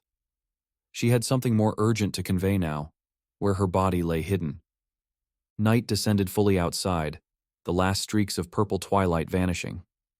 The house fell quieter as Christine and Robert retreated to their bedroom, needing a bit of rest after days of mounting anxiety. That was Lauren's cue. Steve, still lost in his research, eventually slumped over his desk, drained. His phone lay near his elbow, screen dark. Lauren made her move. She recalled how the first time she'd entered Steve's dream, it had been a struggle, her presence tenuous. But after learning the truth of her death, and harnessing the raw intensity of that knowledge, she felt more powerful. I can reach him more clearly now, she thought, focusing on the intangible bond that still linked her to her brother's subconscious. Drifting closer, she placed her spectral hands on his shoulders. Not that he could feel them physically, but the gesture helped her concentrate. His breathing slowed as he teetered on the edge of sleep. In the shadowy hush of his room, Lauren closed her eyes, imagining her spirit sinking into his mind like a faint whisper. A trembling energy coursed through her. Then, with a vertiginous lurch, she found herself in the same kind of surreal dreamscape as before. But this time, it was sharper, more defined. A recollection of a family camping trip they'd taken years ago.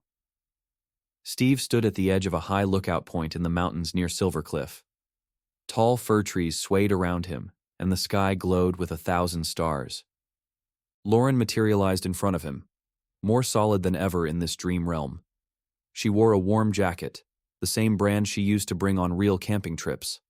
The haunting knowledge of her death lingered in her eyes, but she tried to maintain a gentle demeanor for Steve's sake. He turned, startled. "Lauren?" His voice echoed with the confusion and hope of someone half aware he's dreaming. She nodded slowly.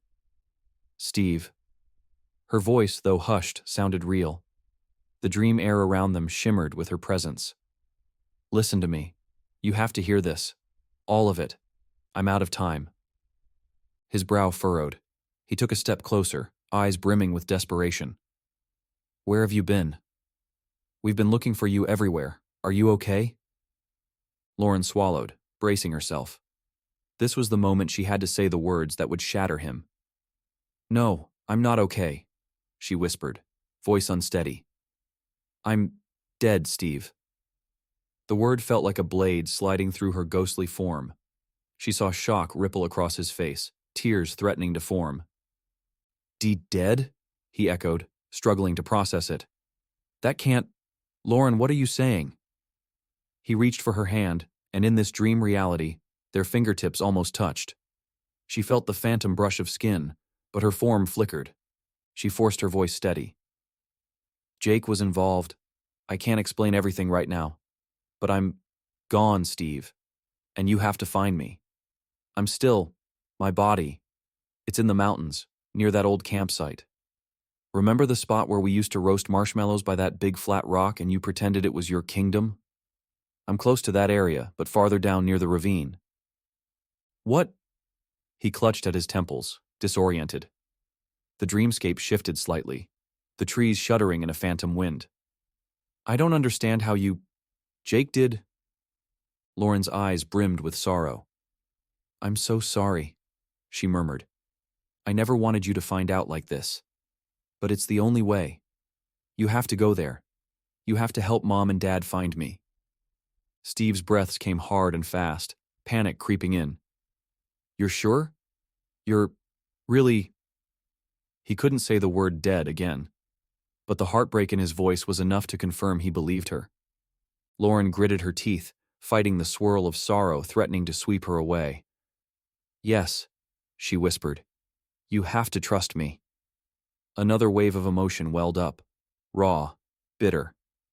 Jake's trying to leave. You can't let him slip away without telling the authorities. I need you, Steve. I need our family to bring me home. Before he could answer, a surge of white noise crackled through the dream. The edges of the forest blurred, and the starry sky flickered. Maintaining her presence so intensely took a toll on Lauren's energy. She felt herself dissolving at the borders of this dream, like a frayed tapestry. Steve sensed it too. He lunged forward. No, don't go. Stay. Tell me more. She shook her head, tears in her eyes. Find me, she pleaded. The last vision Steve saw was Lauren's face, shimmering with raw anguish and resolve, her mouth forming the words, I love you. A gasp tore from Steve's throat as he woke, nearly toppling off his desk chair. The overhead light flickered ominously, painting the room in harsh shadows, then returning to normal. His heart thundered. He still felt the echo of Lauren's voice in his ears. Her words repeated in his mind with fierce clarity. I'm dead, and you have to find me near the old campsite. He staggered to his feet, tangling in the sheets from his unmade bed. Without hesitation, he darted into the hallway. There, in the dim overhead lamp's glow, he nearly collided with Christine, who stood with wide, sleepless eyes.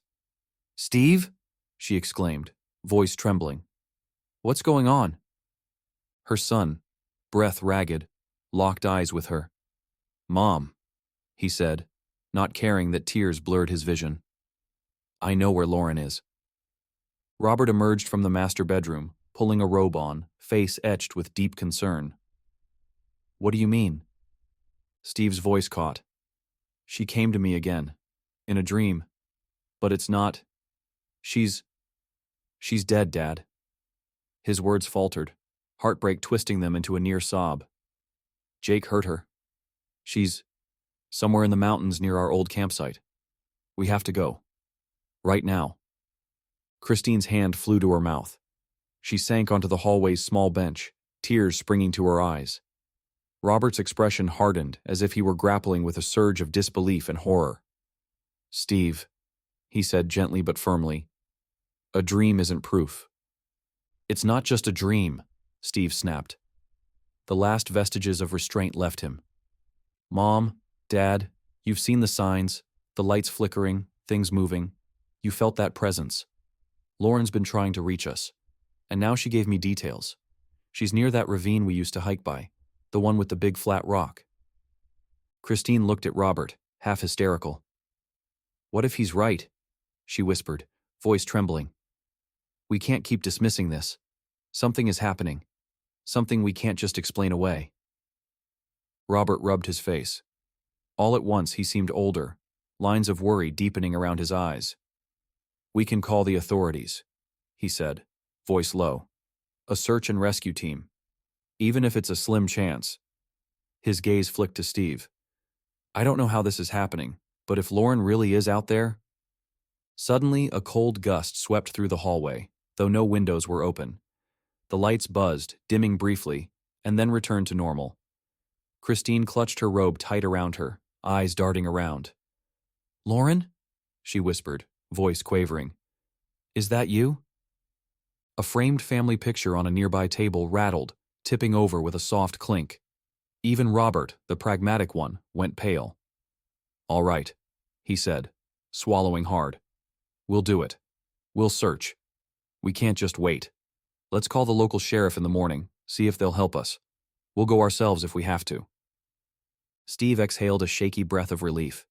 He could feel Lauren's presence swirling around, fueling his determination. We have to leave early, he insisted, before Jake gets out of town. Christine nodded, tears slipping down her cheeks. I'll start packing supplies, flashlights, blankets, water. If she's really there. Her words broke, grief overshadowing the rest of the sentence. Robert placed a comforting hand on her shoulder, though he too was trembling. Upstairs, unnoticed, Lauren hovered at the banister, watching them, There was no flicker of triumph on her face, only a solemn, thankful relief.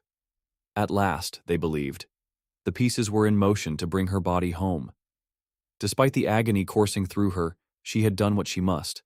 She silently mouthed, "Thank you." With the immediate plan decided, the family dispersed. Christine disappeared into the garage to rummage for camping gear, while Robert typed out a careful message to the local sheriff's department, describing how they believed Lauren might be in the mountainous region. It was a bizarre story, but at this point, they no longer cared how it sounded. They needed help, and they needed it fast. Steve paced the living room, phone in hand, occasionally glancing at the staircase as though he could sense Lauren nearby. The tension was thick, each family member buzzing with anxiety. Every lamp or overhead light seemed to flicker now and again, as if Lauren's presence crackled in the air. The temperature dipped in random spots, a chilling draft by the kitchen, a brush of icy air near the front door, enough to set their nerves on edge. Yet through it all, they found themselves strangely comforted, suspecting that Lauren was truly there, guiding them. The hours ticked by slowly. Robert made phone calls to a few acquaintances who owned four-wheel drive vehicles. Christine gathered boots and jackets, checking the weather forecast in nervous bursts. Steve hovered near the phone, praying for a quick response from the authorities. Then the phone rang. It wasn't the sheriff's department. Steve snatched it from the cradle, his heart skipping a beat. The screen showed a familiar name in glaring contrast. Jake. He froze, mouth going dry. Across the room, Christine and Robert tensed. Steve pressed the phone to his ear, forcing himself to speak. "Hello?" Silence greeted him. He thought he heard heavy breathing, movement, as if someone was stuffing items into a bag. Then a low voice came over the line. "Where's Lauren? Has she called you?" Steve swallowed, adrenaline roiling in his gut. He held the phone out so his parents could listen in. "No," he lied. "Why are you calling?" Jake let out a shaky sigh, but there was a forced calm in his tone. I just need to know if you've heard anything." A pause, followed by what sounded like a zipper. "Look, I'm worried about her too. If you find out something, anything, call me." Before Steve could respond, the line went dead. In the hush that followed, Christine stared at her son. "He sounded scared," she whispered, "like he's running away." Steve nodded grimly, setting the phone down. "He is, but I'm not letting him get away. Not now." Upstairs, Lauren clenched her ghostly fists, a wave of determination flooding her spirit. "We have to go now," she thought, but she also understood the family needed the early morning light, and ideally, search and rescue backup, to safely navigate the rugged mountain terrain where her body lay. She resolved to ensure Jake's escape wouldn't be easy. If it came down to it, she would haunt his every step, make his life a living nightmare until the truth came out. But first, her family needed to reach the mountains, armed with the resolve to bring her home. As midnight approached, the house was a flurry of hushed preparations. No one slept, each person too consumed by the mixture of dread and fragile hope. Christine tested flashlight batteries. Robert mapped the route on his phone, and Steve kept checking messages from the sheriff's department and local volunteers. Occasionally, they exchanged anxious glances, the unspoken truth hanging heavily in the air. We might find Lauren's body. We might not. But we have to try. Outside, the wind rustled the trees, whispering like a chorus of ghosts. Inside, the atmosphere crackled with Lauren's presence, stronger than it had ever been in the house. This final effort had to succeed. She refused to be lost forever to a lonely grave in the mountains. At last, with the family huddled in the living room to finalize the plan, the clock neared 3 a.m. They agreed they'd leave at first light, rendezvous with a small group of searchers, and then head directly for the ravine near the old campsite. Anxiety thrummed in each of their veins. Time was short, and Jake's next move was dangerously unpredictable. Lauren hovered in the shadows, unseen but resolute. Tomorrow would be the day her family faced the horrors that had befallen her, and tomorrow, if all went according to plan, they would uncover the truth once and for all. Part 8. Justice and Farewell. They gathered at the base of the mountain just after dawn, the soft light illuminating long shadows across the forest floor. Christine, Robert, and Steve stood together, accompanied by 2 local sheriff's deputies and a pair of volunteers who knew the mountainous terrain. Though birds chirped in the nearby pines, the air felt unnaturally still, as if the mountain itself held its breath, awaiting the truth. Steve gripped a flashlight in one hand and clutched his phone in the other. He had hardly slept, replaying Lauren's dream visit in his mind, reminding himself of her precise words. "Find me near the old campsite, down by the ravine." Christine stood to his left, pale and trembling, trying to steady her breathing. Robert hovered protectively at her side, his face etched with determination despite the raw fear in his eyes. A deputy named Reyes gave a nod. "We'll split into 2 groups," she instructed quietly, pushing a map into Robert's hands. "We'll keep in contact via radio. The sooner we find anything, the better." Christine swallowed hard, her voice barely above a whisper. "Let's do it." They set off up the winding trail. Steve led the group comprising himself, his parents, and Deputy Reyes. The other 2 volunteers took a second path with the other deputy. Every step felt as if it carried an impossible weight, each footfall echoing with dread. Unseen among the tall pines, Lauren's spirit hovered. She'd felt this place in her every memory, recognized the ridges and crags from that final night. Now she guided them with whatever subtle nudges she could muster. Their progress was slow at first. Loose gravel and patches of undergrowth made it easy to lose the trail. But occasionally, small signs seemed to push them in the right direction.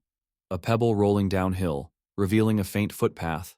A sudden flutter of leaves pointing left when the group hesitated between 2 routes. More than once, Steve or Christine would pause and say, "It's this way," without knowing precisely why. Robert couldn't help noticing how the morning light flickered oddly, as though a cloud kept passing overhead, even when the sky was clear. He didn't mention it, but it heightened his sense that Lauren was with them, in some form. He clenched his jaw, drawing courage from that possibility. Suddenly, the trail dipped into a narrow ravine, the same place Steve recognized from old family hikes, though it looked more overgrown now, full of brambles and fallen branches. Deputy Reyes raised a hand. "Careful," she warned, stepping gingerly over a cluster of rocks. The ground might be unstable. Steve's heart hammered. This was near the place Lauren had described in his dream. He felt a chill wind brush past him, though the air had been still. Inexplicably drawn forward, he parted a curtain of low-hanging pine branches, and froze. A hush fell over the group. Christine let out a choked sound, pressing a hand to her mouth. Nestled beneath a haphazard mound of leaves and loose debris lay a shape that shouldn't have been there at all. A flash of cloth, faded, dirty, something eerily human about its outline. Time slowed to a crawl. Robert stepped forward, eyes wide with dread. He knelt, trembling fingers brushing aside a layer of branches. No one spoke. No one dared break the silence. Beneath the debris, they found Lauren's remains, the body that had once been a vibrant, loving daughter and sister. A quiet gasp rippled through them. Christine collapsed to her knees, tears bursting free as a pained moan escaped her. "Oh God," she whispered, voice shredded by grief. She reached out as if to touch Lauren's jacket, then drew back, unable to bear the sight. Steve let out a raw, trembling sob. His worst fears were confirmed, and yet a grim relief came with it. He hadn't been imagining things. Lauren was truly gone, and here. He sank to the ground, tears coursing down his cheeks. "I'm so sorry," he choked, as though his apology might somehow reach her. Deputy Reyes immediately radioed in the discovery, voice tight with urgency. Robert stood behind Christine, one hand on her shoulder, silent tears tracking down his face. He said nothing, because there was nothing to say. The reality was too stark. Lauren was dead, her body left hidden among the pines. The finality of it shattered him, and yet, beneath the sorrow, a molten anger built. Jake, he thought. Jake did this. Unseen nearby, Lauren watched, silent. Her spiritual form quivered with heartbreak. She wanted to comfort her mother, her father, her brother, to take away their pain. But all she could do was witness their devastation. A single tear of her own ghostly form slid down, evaporating into nothing. Voices echoed up the ravine, a clamor that didn't belong to any search party member. Steve jerked his head around, tears still in his eyes.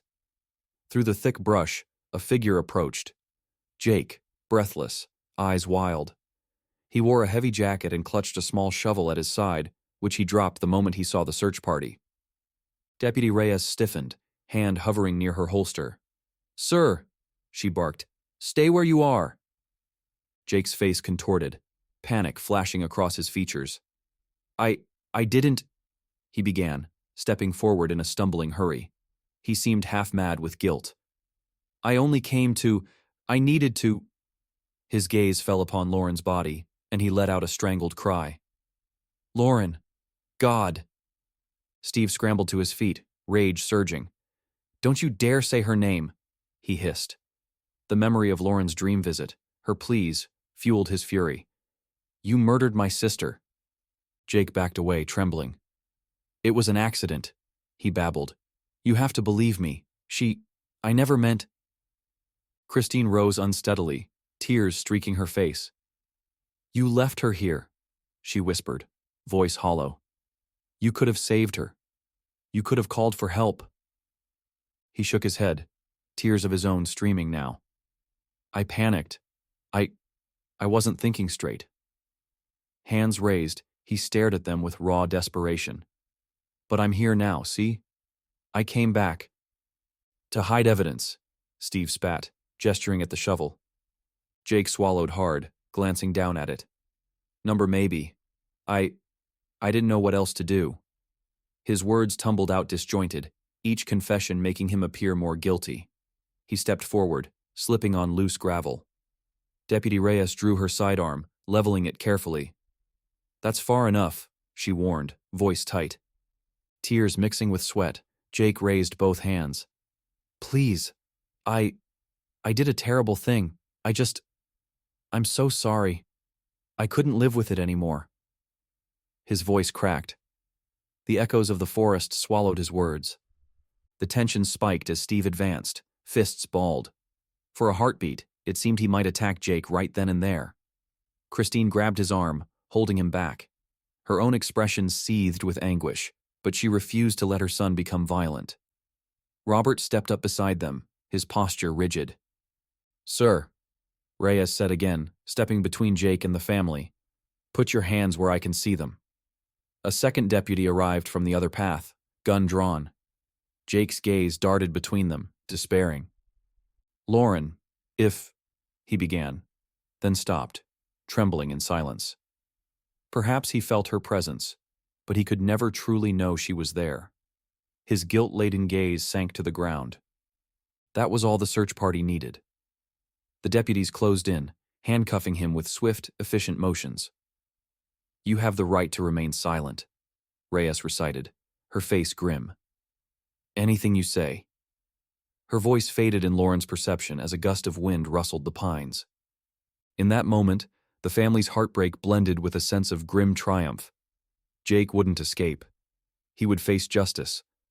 Lauren's body, once lost, was found, and her story would not remain hidden. Time seemed to blur in the aftermath. More officials arrived, roping off the area, handling Lauren's remains with care. Christine leaned on Robert, eyes hollow, while Steve paced furiously, tears streaking his face. Each noise, the radio chatter, the rustle of plastic evidence bags, seemed deafening in the hush of the mountains. Unnoticed by all except perhaps a vague chill on the wind, Lauren stood near them, her translucent form shimmering. Though sorrow weighed heavily on her, she felt an unexpected sense of relief. They had found her. Jake was in custody. The secret was laid bare. She longed to comfort her mother, father, and brother, to let them know she was all right, at peace now that the truth was out. But they couldn't see her, not here, not in the swirl of law enforcement and heartbreak. Later that night, Steve stirred in restless sleep back at the house. Moonlight streamed through his bedroom window, illuminating his tear-stained face. In the dream, he found himself standing before a calm lake, the surface like black glass reflecting a dome of stars overhead, eerily familiar from earlier dream visits. He turned, And there was Lauren, radiant in a gentle glow. She wore a soft smile, though her eyes brimmed with love and sadness. "Hey," she said, voice a warm echo against the stillness. Steve's throat tightened. "Lauren, we found you. I'm so sorry it had to be this way." She stepped closer, the water rippling around her feet. "Don't apologize, Steve. Thank you. You never stopped looking, never stopped believing me. You saved me from being forgotten." Her tone conveyed deep gratitude. He swallowed hard, tears threatening again. I just wish we could have saved you sooner." Lauren glanced down, a slight sadness ghosting her features. "It was too late for that," she admitted, voice barely above a whisper. Then, her eyes brightened with warmth. "But you and Mom and Dad, you gave me a happy life. I'll never forget how much love there was. And I'll miss you all, more than you can imagine." Steve moved to embrace her, and this time, in the dream, he managed to wrap his arms around her form.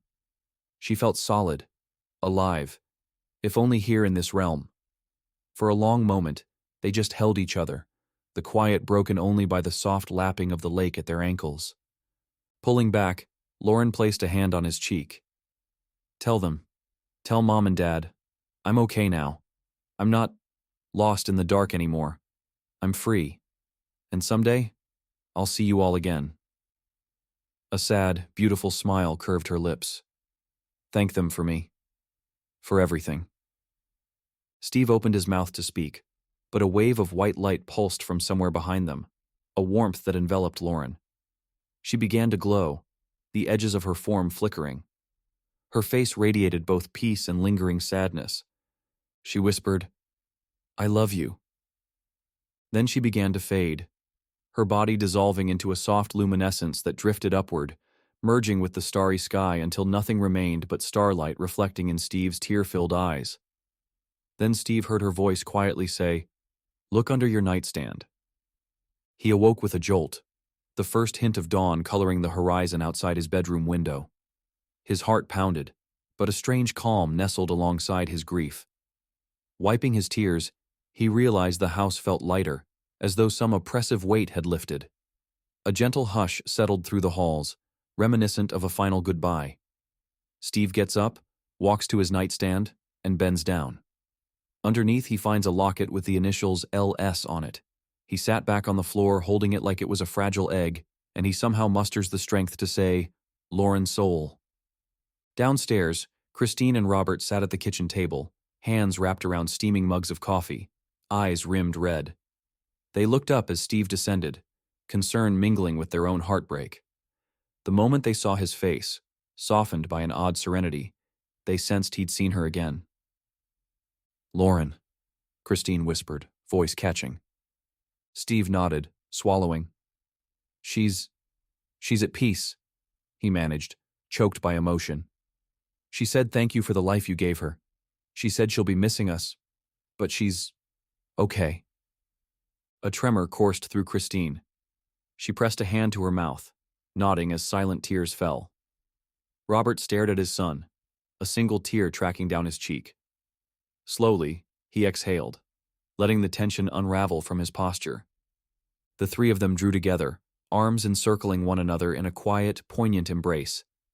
Outside, the rising sun bathed the home in golden light, and a faint, ghostly hush whispered through the air, almost as if Lauren's spirit lingered a moment longer, smiling upon them, before fading into the day. Lauren was gone, but not lost. Jake would face justice. The family, though shattered by grief, had found a measure of closure. And somewhere beyond mortal sight, Lauren's spirit found rest, leaving behind a bittersweet promise that love endures, across mountains, across life and death, and into whatever awaited her on the other side. End of episode 11. Thy Spirit.